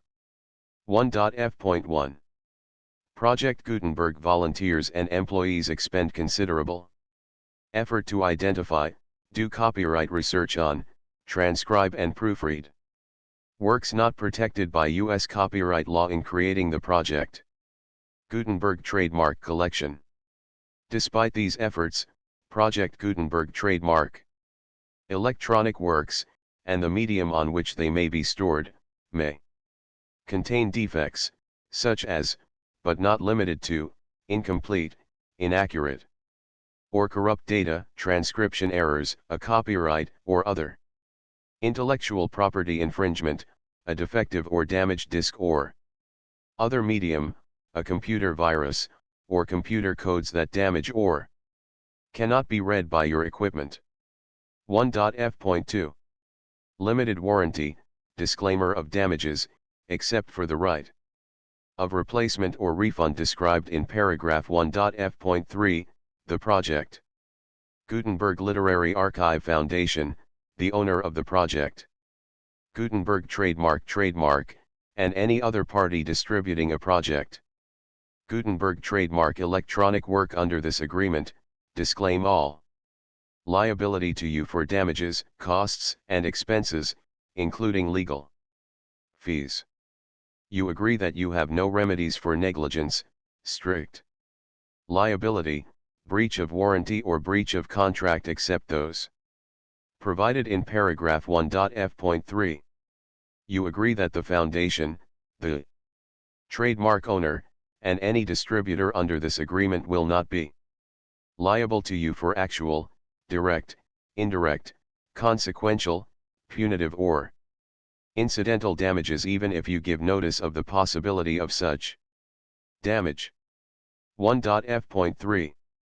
Limited right of replacement or refund, if you discover a defect in this electronic work within 90 days of receiving it, you can receive a refund of the money, if any, you paid for it by sending a written explanation to the person you received the work from. If you received the work on a physical medium, you must return the medium with your written explanation. The person or entity that provided you with the defective work may elect to provide a replacement copy in lieu of a refund. If you received the work electronically, the person or entity providing it to you may choose to give you a second opportunity to receive the work electronically in lieu of a refund. If the second copy is also defective, you may demand a refund in writing, without further opportunities to fix the problem. 1.f.4. Except for the limited right of replacement or refund set forth in paragraph 1.f.3, this work is provided to you as is, with no other warranties of any kind, express or implied, including but not limited to warranties of merchantability or fitness for any purpose. 1.f.5. Some states do not allow disclaimers of certain implied warranties or the exclusion or limitation of certain types of damages. If any disclaimer or limitation set forth in this agreement violates the law of the state applicable to this agreement, the agreement shall be interpreted to make the maximum disclaimer or limitation permitted by the applicable state law. The invalidity or unenforceability of any provision of this agreement shall not void the remaining provisions. 1.f.6. Indemnity. You agree to indemnify and hold the foundation, the trademark owner, any agent or employee of the foundation, anyone providing copies of Project Gutenberg trademark electronic works in accordance with this agreement, and any volunteers associated with the production, promotion, and distribution of Project Gutenberg trademark. Electronic works, harmless from all liability, costs, and expenses, including legal fees, that arise directly or indirectly from any of the following which you do or cause to occur: a. Distribution of this or any Project Gutenberg trademark work, b. Alteration, modification, or additions or deletions to any Project Gutenberg trademark work, and c. Any defect you cause. Section 2. Information about the mission of Project Gutenberg trademark. Project Gutenberg trademark is synonymous with the free distribution of electronic works in formats readable by the widest variety of computers, including obsolete, old, middle-aged, and new computers.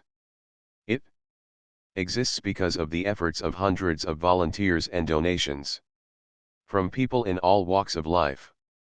Volunteers and financial support to provide volunteers with the assistance they need are critical to reaching Project Gutenberg trademark's goals and ensuring that the Project Gutenberg trademark collection will remain freely available for generations to come.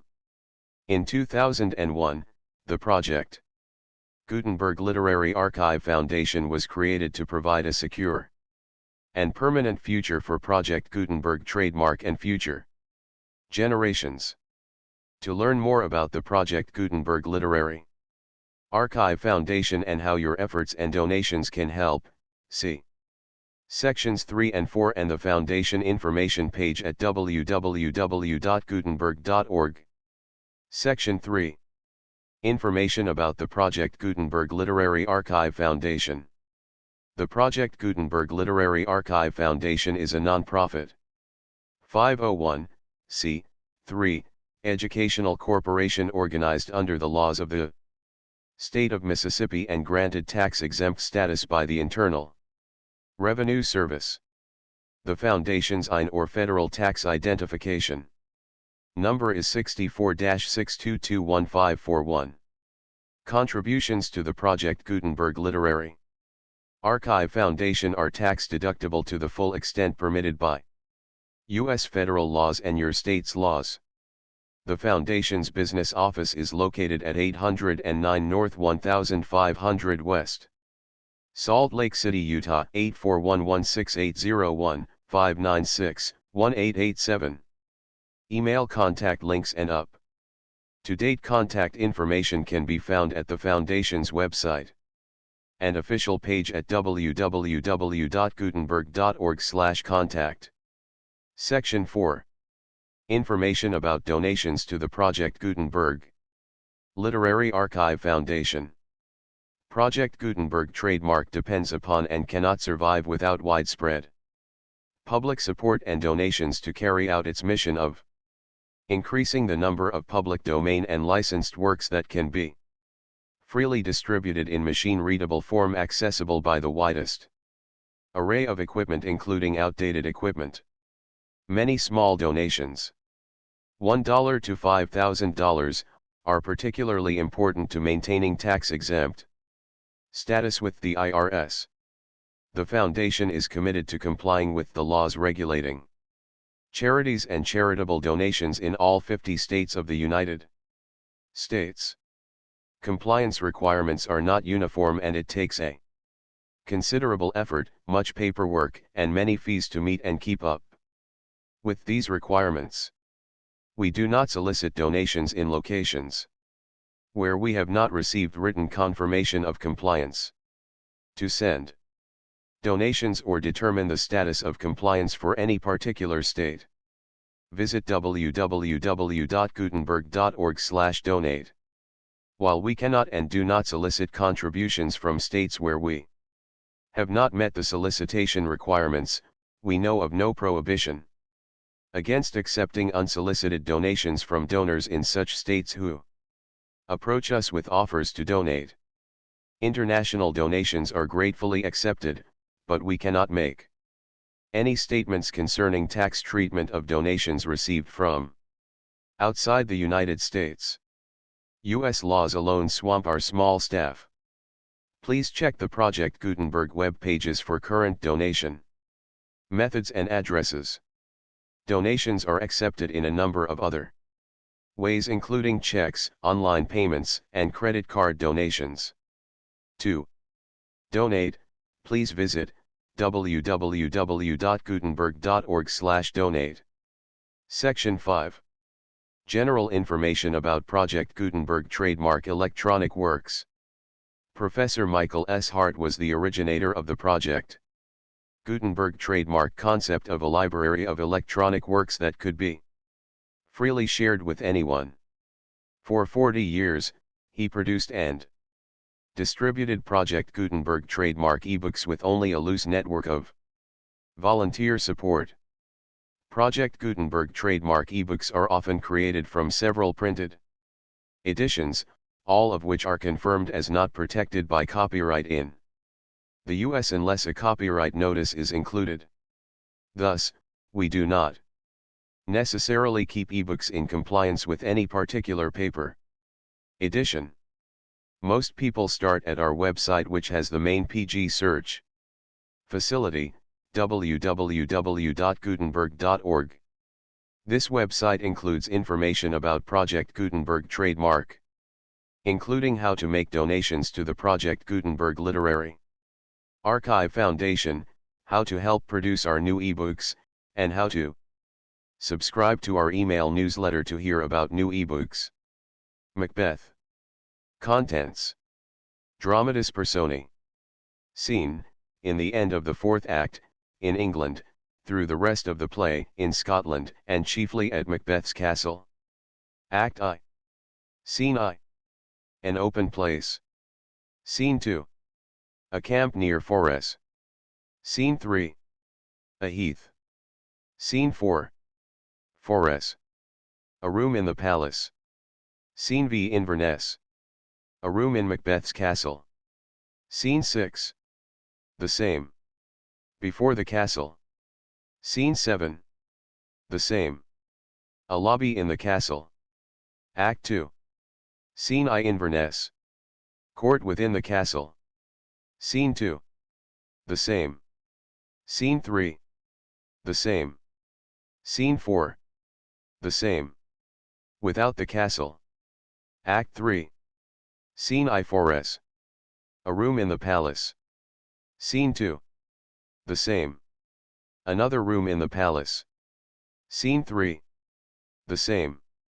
A park or lawn, with a gate leading to the palace. Scene 4. The same. A room of state in the palace. Scene V. The heath. Scene 6. Forres. A room in the palace. Act 4. Scene I. A dark cave. In the middle, a cauldron boiling. Scene 2. 5. A room in Macduff's castle. Scene 3. England. Before the king's palace. Act V. Scene I. Dunsinane. A room in the castle. Scene 2. The country near Dunsinane. Scene 3. Dunsinane. A room in the castle. Scene 4. Country near Dunsinane, a wood in view. Scene V. Dunsinane. Within the castle. Scene 6. The same. A plain before the castle. Scene 7. The same. Another part of the plain. Scene 8. The same. Another part of the field. The full Project Gutenberg license.